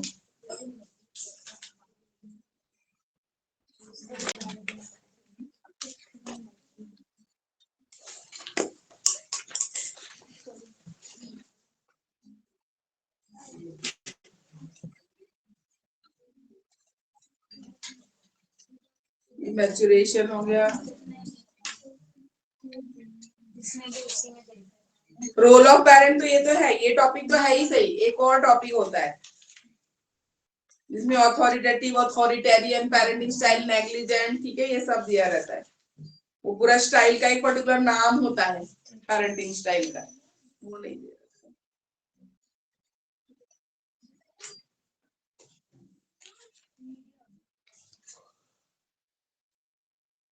तो ये वाला टॉपिक हम नेक्स्ट क्लास में करेंगे, किसी में भी नहीं है, ना हिंदी में है ना इंग्लिश में। इसके बाद नेक्स्ट टॉपिक अभी कर लेते हैं ये टॉपिक, क्योंकि पेरेंटिंग स्टाइल में पहले बताऊंगी तब मैं रोल पे जाऊंगी, तो ही समझ में आएगा। ऐसे बीच में से शुरू करने का फायदा नहीं है, क्योंकि एक टर्म है आपका पेरेंटिंग स्टाइल।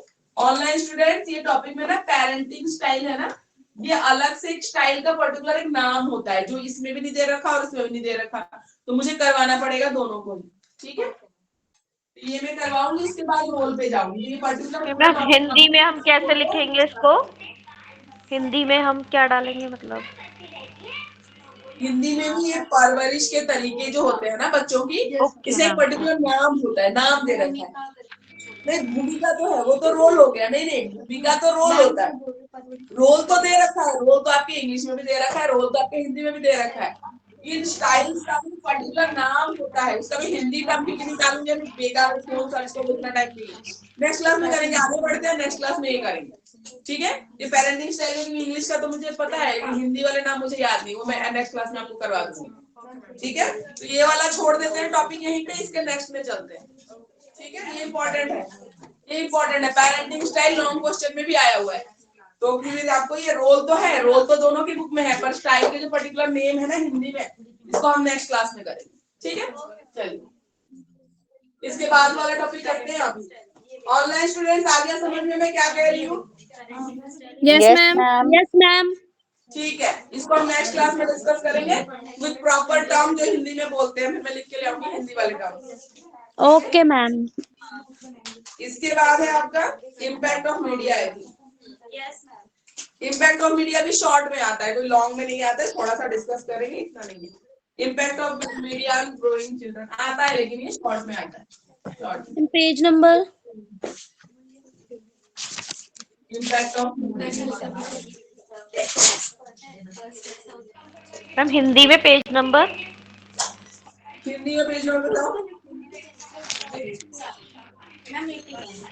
89 में हिंदी में, इंग्लिश में क्या है? 89। हिंदी में 89, इंग्लिश में 40।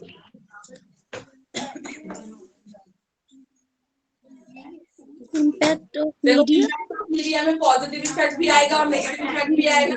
Of media ma'am. Positive effect discuss करते हैं। पॉजिटिव में क्या होगा? पॉजिटिव में आपको नॉलेज मिल रही है, मीडिया हो, प्रिंट मीडिया हो या डिजिटल मीडिया हो, समझना, न्यूज़पेपर हो सकता है या टीवी में आप देख रहे हो, ठीक है।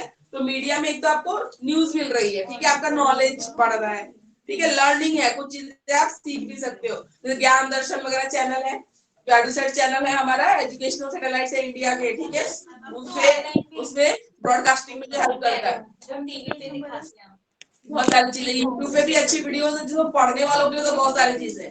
अब वो ये ना 2 वीडियो देखने का फिर इंस्टाग्राम रील चलाने का मन करेगा तो अलग बात है, ठीक है, बाकी है तो लर्निंग भी हो जाती है, लैंग्वेज भी अच्छी होती है, ठीक है, लैंग्वेज भी अच्छी होती है। आप इंग्लिश न्यूज रिपोर्टर से बीबीसी न्यूज वगैरह देखो, किसी को इंग्लिश बोलना है तो लैंग्वेज भी आपको, क्योंकि उसमें बहुत ध्यान रखा जाता है, या न्यूज पेपर में कोई लाइन लिखी जाती है तो एक सेंटेंस को कैसे फ्रेम करना चाहिए, तो लैंग्वेज भी अच्छी होती है। अभी इंग्लिश वाले बुक से कर रहे हैं, ठीक है, फिर हम हिंदी वाले पे चलेंगे, ठीक है। हाँ, डेवलपमेंट ऑफ कॉग्निटिव स्किल, मतलब आपके ब्रेन का डेवलपमेंट, नई नॉलेज मिलेगी, ठीक है, तो ऑब्वियसली आपका नॉलेज एनहांस हो रहा है। Awareness of social issues, society में जो इश्यूज चल रही है उसके बारे में आप अवेयर होते हो, ठीक है। आइडेंटिटी डेवलपमेंट, ठीक है, इमेजिनेशन डेवलप होती है, क्योंकि कुछ डॉक्यूमेंट्रीज वगैरह भी पहले तो और भी अच्छे अच्छे आते थे, आजकल तो न्यूज खोलो तो सिर्फ डिबेट चलता रहता है, ठीक है, तो उसको अवॉइड करो, उसको तो मत देखा करो, अच्छे न्यूज चैनल देखा करो जिसपे वो एनकरेज द क्रिएटिव एक्टिविटीज, ठीक है, क्रिएटिव एक्टिविटीज को भी एनकरेज करने वाले प्रोग्राम्स आते हैं, तो जो आते हैं वो देखो। तो ये पॉजिटिव इफेक्ट्स है। नेगेटिव में क्या है? ग्लोमराइजेशन ऑफ ड्रग्स, जो मूवी वगैरह में अल्कोहल, हीरो अल्कोहल पी रहा है, ड्रिंक कर रहा है, ठीक है, और आइडियलाइज एडोलेसेंट स्टेज में हीरो हीरोइन है, क्रिकेटर है, कोई भी वो आइडियल मान लेते हैं उनको, ठीक है, हीरो वर्शिप बोलते हैं। हीरो वर्शिप वाली एक कंडीशन होती है, उनकी तरह आइडियल मान लेते हैं, उनकी तरह बनना चाहते हैं। अब उसमें अगर वो ड्रिंक का ऐड कर रहे हैं, ठीक है, या अल्कोहल पी रहे हैं, ठीक है, या कुछ ऐसे कर रहे हैं, स्मोक कर रहे हैं या ड्रग ले रहे हैं, तो बच्चे उसकी तरफ भी अट्रैक्ट हो सकते हैं, तो नेगेटिव इम्पैक्ट है। फिजिकल हेल्थ, बच्चे इडल बैठ के सारा दिन टीवी देखना, फिजिकल एक्सरसाइज ना करना, तो अगेन उनके हेल्थ पे इफेक्ट है। अग्रेसिव बिहेवियर, ठीक है, आजकल बच्चों की मूवी, बच्चों को भी वैसी मूवी पसंद आती है कि इसने इसको मारा, सुपर हीरो ने, है ना, उसको खत्म कर दिया विलेन को, तो वो भी ऐसे घर में गेम्स भी इनके ऐसे ही हो गए, एक स्वॉर्ड लेके और ऐसे लग रहा है कैप्टन अमेरिका बना है, कुछ बना है और फाइट कर रहे हैं एक दूसरे को मारने में कि कौन किसको मार सकता है। पहले के टाइम के गेम्स अलग होते थे और अभी का देख लो, वीडियो गेम भी खेल रहे तो शूट करना है, उससे मारना ही है, ठीक है, वहां पे मॉल में भी जा रहे हैं खेलने तो उसमें भी वही है, वो उसको मार ही रहे। सारे गेम देखो जो वायलेंस को प्रमोट करते हैं, सारे उस टाइप के गेम आ गए हैं आजकल। सेक्सुअल कंटेंट, ठीक है, सेक्सुअल कंटेंट भी रहता है मोस्टली उसमें, तो बच्चों के लिए अप्रोप्रिएट नहीं होता बहुत बार। Body image and self esteem, ठीक है, बॉडी इमेज और सेल्फ एस्टीम भी इफेक्ट हो सकती है। बॉडी इमेज मतलब जो फेयरनेस, फेयर एंड लवली का कैड है, उसको इतने पैसे भरने पड़ गए, केस कर दिया ना उसने, ठीक है, कि आप इसी चीज को प्रमोट कर रहे हो, तो क्या मतलब यही सिर्फ ब्यूटी का आपने एकदम स्टैंडर्ड सेट कर दिया कि गोरा होना ही पड़ेगा ब्यूटीफुल होने के लिए, आपने तो ऐसा कर दिया, तो बहुत सारे पैसे देने पड़ेंगे, पेनल्टी लग गई उसकी, ठीक है। तो सेल्फ एस्टीम पे अगर आपके एड्स ऐसे हैं, आपका कंटेंट ऐसा है, ठीक है, तो फिर वो तो बच्चा जो है मान लो एडोलेसेंट स्टेज में है, वो उतना फेयर नहीं है, ठीक है, या ऐसी नहीं है बिल्कुल, तो वो तो अपने आप ही क्वेश्चन कर बैठेगा कि आई एम नॉट ब्यूटीफुल, तो हाउ कैन पीपल एक्सेप्ट मी, ठीक है, या मुझे कैसे रिकॉग्निशन मिल सकती है, ठीक है, तो ये सारी चीजें हो सकती है। तो ऐड से तो ज्यादा ये मतलब पैसे बाहर भी तो बोलते हैं। हाँ, वो सोसाइटी की मेंटालिटी जो है, मीडिया का इम्पैक्ट पड़ रहा है ना, तो सोसाइटी का इम्पैक्ट पड़े तो सोसाइटी में भी यही है, सोसाइटी का इम्पैक्ट पड़ता है ना, हम पहले वहाँ जाके उठते बैठते हैं, वहाँ से डिसरिस्पेक्ट मिलती है, तब हम टीवी वगैरह में ये भी तो नहीं, तो वो तो है ही फैक्टर, तो पहला फैक्टर तो वही है, लेकिन हमें जो बोला तो हमने मीडिया का डिस्कस किया, लेकिन सोसाइटी का रोल तो है ही, मतलब ही नहीं है। बचपन से आप उनको ये चीजें बोल रहे हो ना, लड़की को बोल रहे हो कि अगर गर्ल चाइल्ड तो आपको घर संभालना है तो आप करो।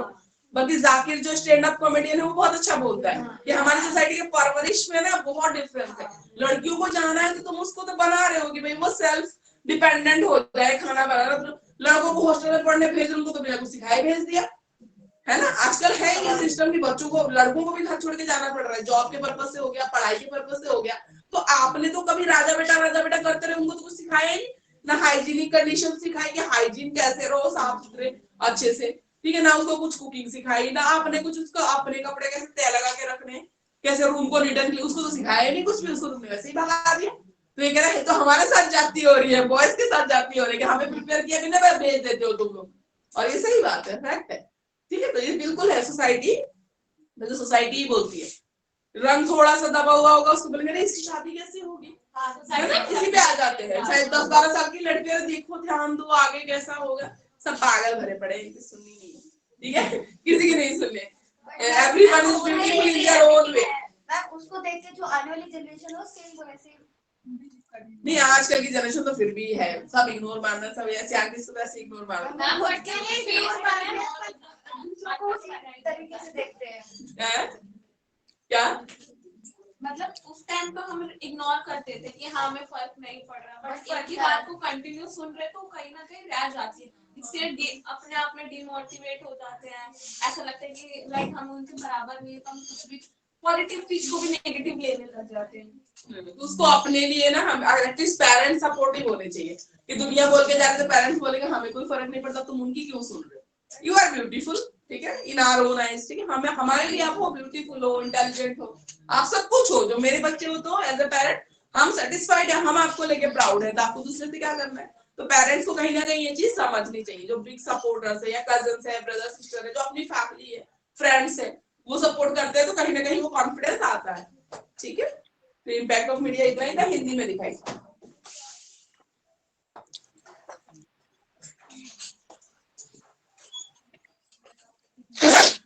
अब इन्होंने हिंदी में न्यूज़पेपर मतलब प्रिंट मीडिया और डिजिटल मीडिया को अलग करके दिखाया है, तो कोई बात नहीं, जैसे दिया है वैसे लिख सकते हैं। सिनेमा को अलग कर दिया है, अलग अलग कर दिया। थोड़ा जल्दी क्लास खत्म हो रहा है। टीवी को अलग, भाई इसको शॉर्ट क्वेश्चन को इतना लॉन्ग बना के दे दिया। ओवरऑल लिख देना तुम लोग, ऐसा कुछ इम्पैक्ट को बना के भी लिख सकते हो आप। टेलीविजन में देखो, नॉलेज गेन तो होता ही हो, प्रिंट मीडिया हो चाहे जो हमने कॉमनली बात की थी कि इसमें वही बोल रहे हैं। पिक्चराइजेशन ऑफ हिस्ट्री, हिस्ट्री के टॉपिक्स पे जो दिखा रहे डॉक्यूमेंट्री या कुछ दिखा रहे टीवी पे, ऑब्वियसली आपकी नॉलेज बढ़ रही है, कल्चर के बारे में नॉलेज बढ़ रही है, ठीक है। आर्ट एग्जीबिशंस वगैरह दिखा रहे हैं तो उससे नॉलेज बढ़ रही है। स्पोर्ट्स कंपटीशन जो गेम वगैरह आप वॉच कर रहे हो टीवी पे, सबसे तो नॉलेज मिल रही है। नेशनल पॉलिसीज के बारे में बता रहे हैं। टूल ऑफ रिक्रिएशन है, आप मूवी देखते हो, सॉन्ग्स एंजॉय कर रहे हो, तो रिक्रिएशन भी हो रहा है, ठीक है। तो ये पॉजिटिव में आ जाएगा, रिक्रिएशन और नॉलेज, ठीक है। डिस्टेंस एजुकेशन, बहुत सारे, जैसे बोला ज्ञान दर्शन होता है पहले चैनल, तो उसमें बहुत सारे टॉपिक्स बताए जाते हैं, ठीक है।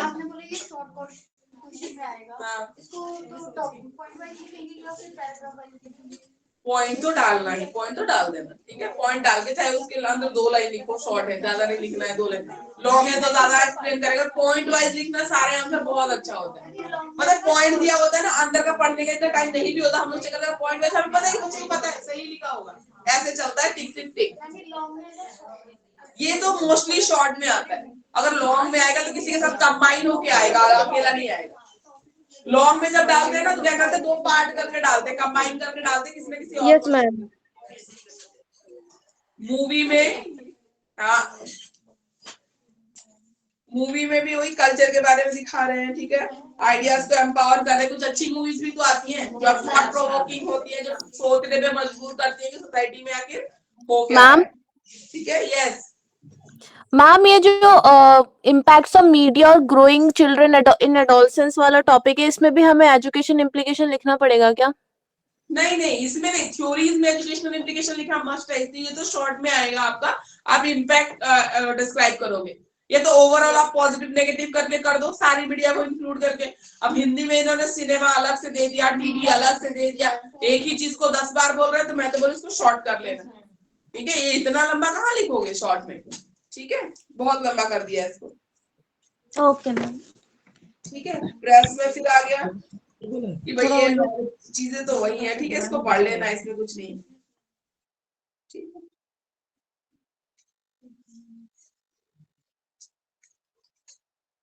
बहुत बड़ा कर दिया इसको, इतना लंबा टॉपिक है, खत्म ही नहीं होगा। देखो नेगेटिव में आ जाओ सीधा, इसमें कंपोजिट करके दे दिया ना नेगेटिव में। डिग्रेडेशन ऑफ इंडियन कल्चर, ठीक है। हमारी जो पहले कल्चरल मूवीज होती थी, आजकल वेस्टर्नाइजेशन का इफेक्ट जब सोसाइटी पे है तो मूवीज भी ऐसी हैं। हिंदी पे देखो पेज नंबर 105, नेगेटिव इम्पैक्ट को इन्होंने ओवरऑल दे दिया है। फॉरेन कल्चर को प्रमोट कर रहा है, ठीक है। वल्गैरिटी प्रमोट कर रहा है, ठीक है। Deformity in behaviour of children, जो गलत चीज बच्चा देख रहा है तो कहीं ना कहीं उसके बिहेवियर पे भी इम्पैक्ट आता है। बैड इफेक्ट ऑन हेल्थ, ठीक है। सारा दिन बैठे टीवी देखेंगे, ऑलरेडी एक्सप्लेन कर चुके हैं। इंक्रीजिंग इन क्राइम, ठीक है, क्राइम को देख के। To live in fantastic world, fantastic world मतलब फैंटेसी, मतलब वो रियलिटी से दूर हो जाते हैं, उनको लगता है कि सही में इमेजिनरी दुनिया, उनको लगता है मूवीज वगैरह देखे कि शायद ऐसा ही कुछ होता है। Enhance the feeling of depending on machines and tools, आजकल के बच्चे ज्यादातर मशीन और टूल्स पे डिपेंडेंट है, ठीक है। डिग्रेडेशन ऑफ सोशल वैल्यूज में डिग्रेडेशन है, और बच्चों में स्ट्रेस वगैरह इंक्रीज हो रहा है। ये जो सेल्फ आइडेंटिटी और स्टीम पे जो क्वेश्चन की बात कर रहे थे, वो जो स्ट्रेस को इंक्रीज कर रहा है। तो ये कोई बहुत लंबा और बड़ा क्वेश्चन नहीं है, जनरल है, इसको आप पढ़िए। उसके बाद आते हैं सेकंड, पहला यूनिट आपका कंप्लीट हो गया है। एक टॉपिक को छोड़ के पेरेंटिंग स्टाइल जो हम नेक्स्ट में डिस्कस करेंगे, एक टॉपिक को छोड़ के बाकी आपका कंप्लीट है। यूनिट 2 पे आते हैं। यूनिट 2 पे individual difference. Unit 2, everyone online students, we are discussing unit 2. Yes ma'am. Individual difference.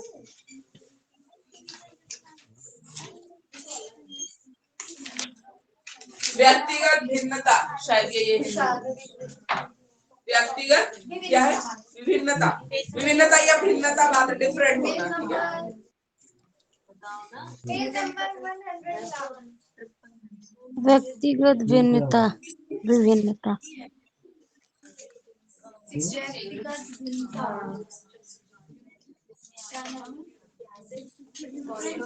English में 65 है इंडिविजुअल डिफरेंस, हिंदी में बताइए।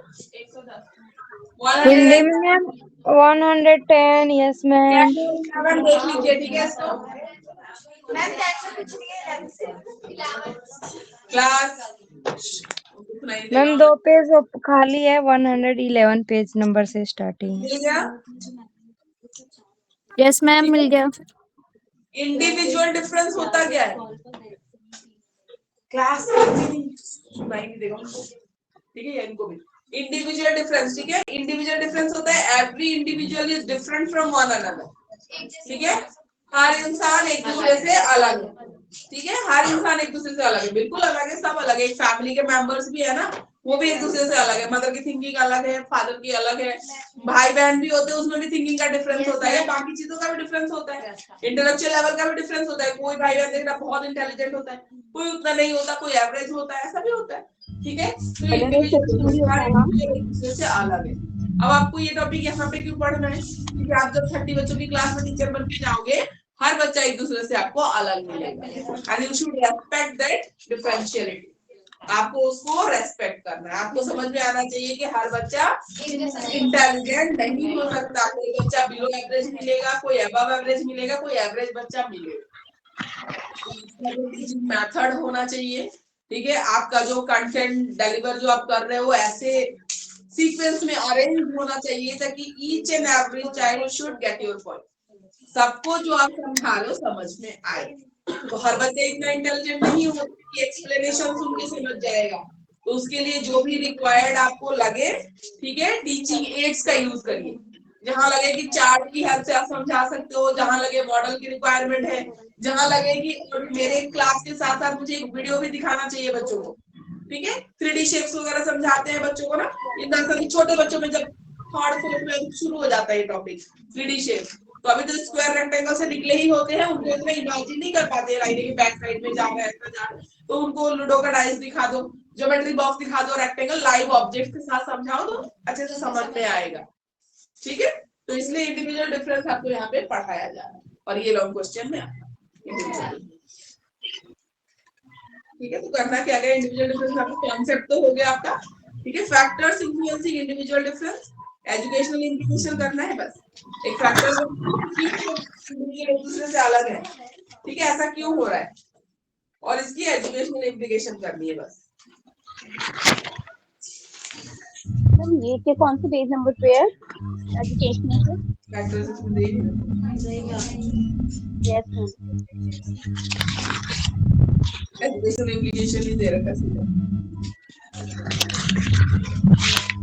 अगेन इसका भी पता क्या होता है, इंडिविजुअल डिफरेंस के फैक्टर जो लिखोगे हेरिडिटी और एनवायरमेंट होता है। वो भी तो यही बोल रहा है कि ग्रोथ एंड डेवलपमेंट अलग अलग अलग हो रही है, सबकी सेम नहीं हो रही है, तो एक तो हेरिडिटी होता है, एक एनवायरमेंट ही होता है। इसके भी जो फैक्टर्स है इंडिविजुअल डिफरेंस के लिए हेरिडिटी और एनवायरमेंट ही होता है। ये इंटरनल एक्सटर्नल बोलो, हेरिडिटी तो इसको हम फिर से डिटेल में डिस्कस नहीं करेंगे, सेम ही होता है ये, तो आपको अलग से पढ़ने की जरूरत ही नहीं, वो सारे पॉइंट्स इसमें आएंगे बिल्कुल। इंटरनल एक्सटर्नल बोलो या हेरिडिटी और एनवायरमेंट बोलो,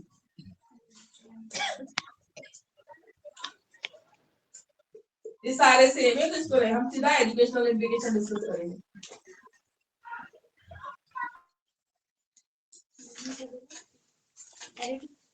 फैक्टर्स इन्फ्लुएंसिंग इंडिविजुअल डिफरेंस ना हिंदी में दे रखा है ना इंग्लिश में, तो कोई घबराने की बात नहीं, पॉइंट सारे सेम होते हैं।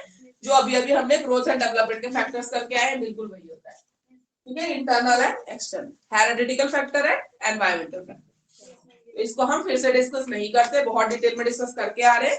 हम नेक्स्ट टॉपिक पे चलते हैं सीधा, एजुकेशनल इंप्लीकेशन क्या है, आपको क्यों पढ़ाया जा रहा है बीएड में, आपको कैसे यूजफुल रहेगा, ठीक है।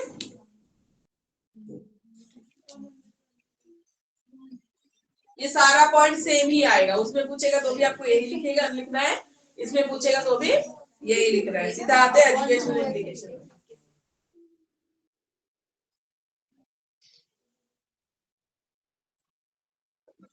एजुकेशनल इम्प्लीकेशन ये सेम है, ठीक है। ये आप मेंशन कर लीजिए, हेडिंग बस सेम डालना है जो आपने ग्रोथ एंड डेवलपमेंट में डाला है।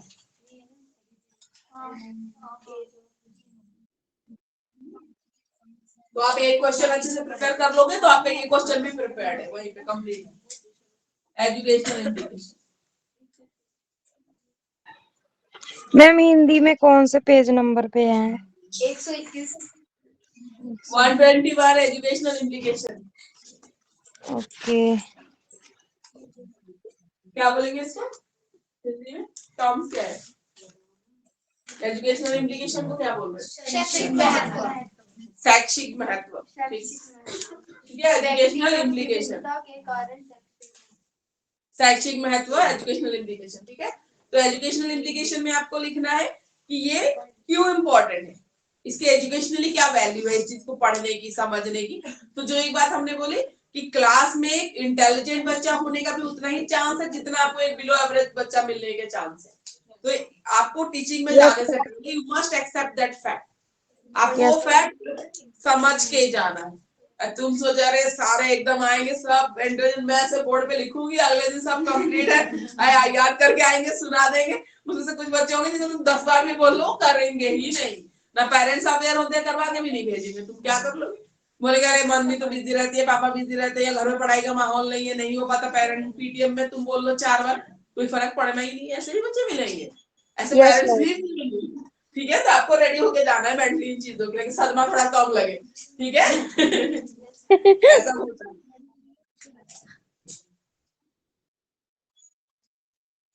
इंडिविजुअल गाइडेंस, ठीक है। इंडिविजुअल गाइडेंस की जरूरत पड़ सकती है बच्चों को, तो उसके लिए आप रेडी हो कीजिए। जैसे हमने बोला आप इंटेलिजेंस नहीं बढ़ा सकते, आप एफर्ट बढ़ा सकते हो बच्चे के, उसमें आपको भी लगना पड़ेगा। अगर बच्चे से 5 बार तुम सॉल्व कर, चेक भी तो तुम ही करोगे सही कर रहा है कि गलत कर रहा है, तो आपको उस चीज के लिए रेडी होके जाना है। यूनिफॉर्मिटी एक्सपेक्ट करना रॉन्ग है क्लास में बच्चों के साथ, ठीक है। और इंडिविजुअल डिफरेंस अगर आपके दिमाग में है तो मैंने बोला आप अपने टीचिंग मेथड भी उसी हिसाब से प्लान करोगे, टीचिंग एड भी उस हिसाब से डिसाइड करोगे ताकि सबको समझ में आ जाए। पर्टिकुलर मेथड ऑफ इंस्ट्रक्शन वही बोल रहे हैं, पर्टिकुलर एक मेथड से नहीं हो सकता, तो आपको डिफरेंट टाइप्स ट्राई करने पड़ेंगे, ठीक है। Accommodating individual difference in school and classroom, proper knowledge of the individual personalities, आपको पता होना चाहिए कि आपकी क्लास में बच्चा कौन सा कैसा है। एबिलिटी ग्रुपिंग, जब आप ग्रुप एक्टिविटी देते हो तो ग्रुपिंग कैसे करोगे? सारे इंटेलिजेंट बच्चे एक ग्रुप में है ना, सारे बोल क्या रहे हो तुम लोग, ऐसे नहीं होता, ठीक है। हमेशा मिक्स, ताकि जो बिलो एवरेज बच्चा है वो इंटेलिजेंट बच्चे से कुछ सीख से। कभी कभी क्या होता है बच्चे हेजिटेट करते हैं टीचर से कि 2 बार पूछ चुका, तीसरी बार हेजिटेशन की मैम कहीं डांट ना दे, है ना। लेकिन ग्रुप में अगर बच्चा अपने फ्रेंड से पूछने में वो कंफर्टेबल होगा, तो अगर सारे आप बिलो एवरेज डाल दे तो वो क्या करेंगे आपस में, कौन किसको सिखाएगा, ठीक है। सारे अबव एवरेज डाल दोगे तुरंत करके बैठ जाएंगे, है ना। तो मिक्स में जब भी आप ग्रुप एक्टिविटी देते हो हमेशा ध्यान रखो वो ग्रुपिंग मिक्स में होती है, क्योंकि आपसे पूछने में हेजिटेट करेगा पर अपने फ्रेंड से पूछ सकता है कि यार बताइए जरा मैम ने क्या बोला था, कैसे होगा, है ना। वो इजीली एकदम कंफर्टेबली पूछ सकता है कि मैंने ऐसे किया, बताना इसके आगे नहीं हो रहा है ना। तो ग्रुपिंग, उसके लिए भी आपको इंडिविजुअल डिफरेंस का आइडिया अपनी क्लास में पता तो हो कौन सा बच्चा कैसा है, तभी तुम ग्रुपिंग करोगे, कैसे करोगे। एडजस्टिंग द करिकुलम, अब करिकुलम में सिलेबस भी आता है और जो आप उससे रिलेटेड प्रैक्टिकल एक्टिविटीज करवा रहे हो सब इंक्लूडेड होता है करिकुलम में, तो उस हिसाब से आप प्लान करोगे इंडिविजुअल डिफरेंस को ध्यान में रखते हुए।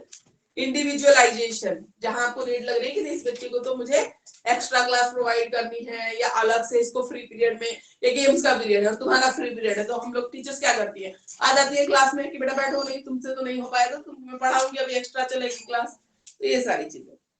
Adapting the special programs or method of individualized instruction, specially आप कुछ करोगे उसके लिए, ठीक है। तो ये सारा है। आप एक बार हिंदी में भी पॉइंट्स क्लियर कर दीजिए। आप लेसन प्लान करते वक्त किस चीज का ध्यान रखोगे, ठीक है। हर चीज में ये चीज आपके माइंड में होना चाहिए कि मेरी क्लास में जितने भी बच्चे हैं, ठीक है, every child is different from another child, ठीक है। तो बस इतना ही है, इतना ही, इससे ज्यादा इसमें कुछ नहीं है। और ये कोई बहुत वैसे समझाने वाला टॉपिक नहीं, कुछ जनरल से टॉपिक है। आगे चलते हैं। क्या कितने पॉइंट्स क्लियर कर देखो इसमें कॉग्निटिव है, शॉर्ट नोट है, ठीक है, इंटरेस्ट शॉर्ट नोट है, एप्टीट्यूड शॉर्ट नोट है, क्रिएटिविटी शॉर्ट नोट है। लॉन्ग में क्या आता है? Personality, personality, type of personality, या पर्सनैलिटी का डेवलपमेंट कैसे होता है, या पर्सनैलिटी तुम आइडेंटिफाई कैसे कर पाओगे किसी की पर्सनैलिटी कैसी है। तो पर्सनैलिटी वाला जो क्वेश्चन है वो लॉन्ग में आता है, बाकी सब शॉर्ट नोट में आएगा। इंटरेस्ट, क्रिएटिविटी, एप्टीट्यूड, ये सब शॉर्ट नोट है, ठीक है, सब शॉर्ट नोट है। वैल्यूज शॉर्ट नोट, ठीक है, करते हैं। ये जो सेकंड टॉपिक है सिलेबस में आपका, देखो सेकंड इंडिविजुअल डिफरेंस वाला हो गया ना, फर्स्ट टॉपिक आपका।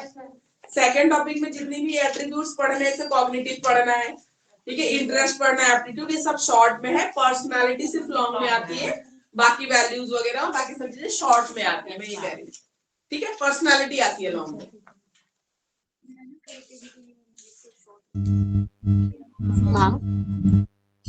पर्सनालिटी लॉन्ग में आई,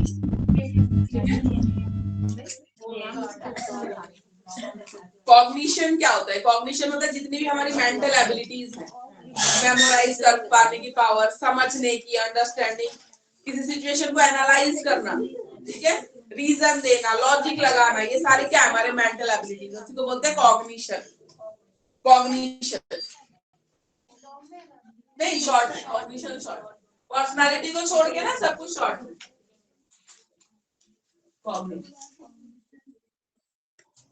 हिंदी में क्या है इसका? बौद्धिक।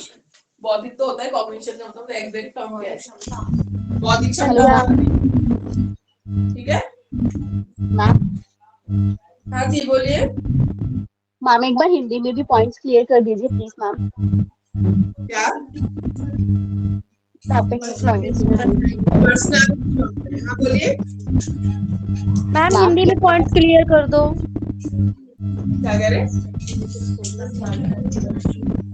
मैम हिंदी के बुक से पॉइंट्स क्लियर कर दो। किसकी पॉइंट क्लियर कर दी? ये जो मैं बोल रही थी लॉन्ग क्वेश्चन में जो आएगा, जो अभी आपने करवाया है मैम, जो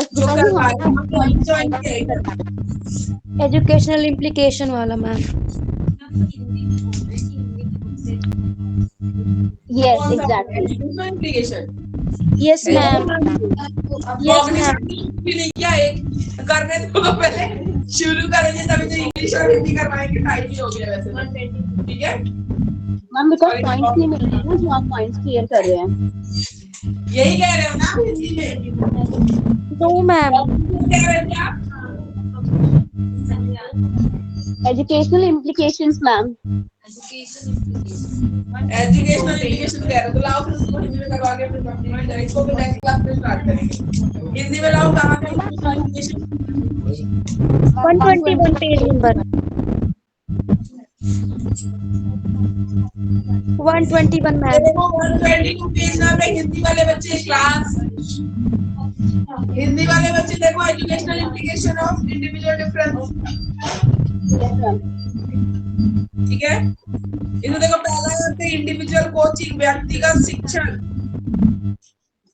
एग्जैक्टली इंडिविजुअल कोचिंग।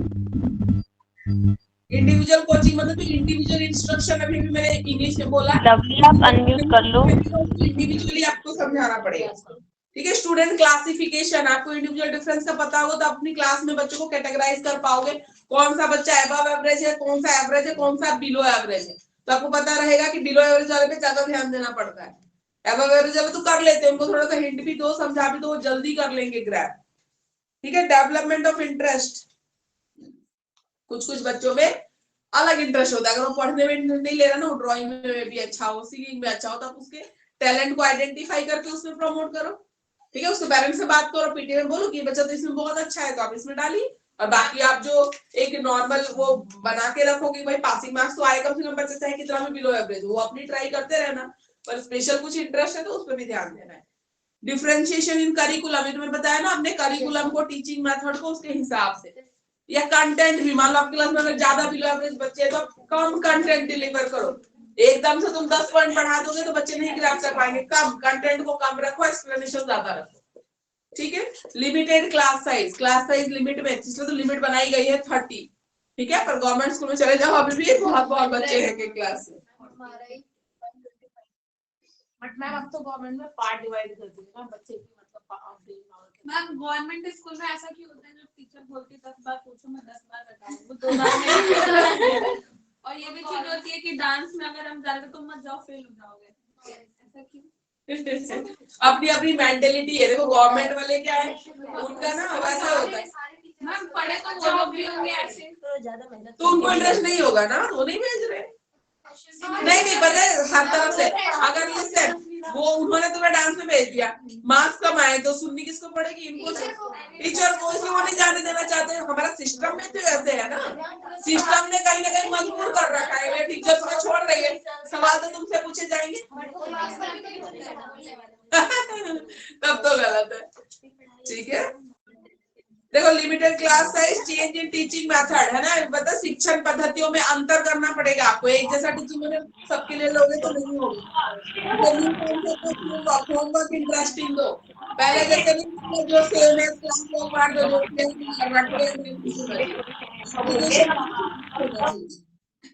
आप उसको कोई एक्सपेरिमेंट परफॉर्म करने के लिए बोलो, कुछ नया इंफॉर्मेशन लेके आने के लिए बोलो होमवर्क में। ठीक है, अटेंशन टुवर्ड्स फिजिकल डिफेक्ट्स, अगर बच्चे में कोई दिक्कत है ना उसको आपको ध्यान देना पड़ेगा, तभी होगा। उसके बाद है education according to socio economic condition.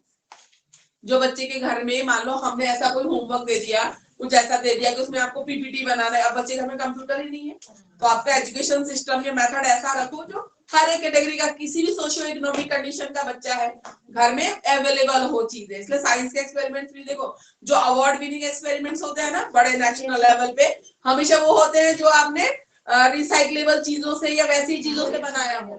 ये हमेशा होता है। कभी भी नहीं हाई फाई इतने कि मैं हजारों का मॉडल खरीद के और पार्ट खरीद के और मोटर खरीद के लगा रहे हो, कभी भी वो फर्स्ट प्राइज विनर नहीं होता। वो हमेशा वही होता है जिसने बहुत कम प्राइस में चीप एंड इफेक्टिव होगा, उसको मिलता है हमेशा नेशनल लेवल का साइंस प्रोजेक्ट का अवार्ड, या हमेशा उसको मिलता है। ठीक है, तो हिंदी वाले बच्चों आ रहा है समझ में? Online yes ma'am. Yes ma'am. Explain कर दिया एजुकेशनल इंटीग्रेशन। Yes ma'am. बाकी कॉग्निशन वगैरह जो है वो हम नेक्स्ट क्लास में डिस्कस करेंगे। ठीक है, और उसमें पर्सनल लॉन्ग में आता है।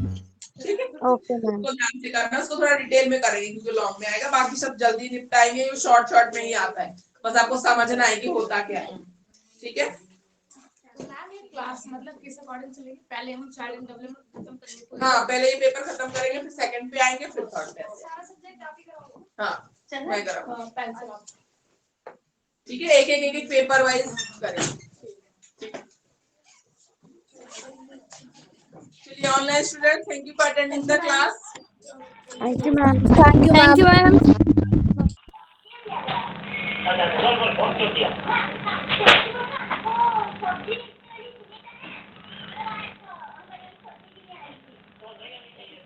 Thank you ma'am.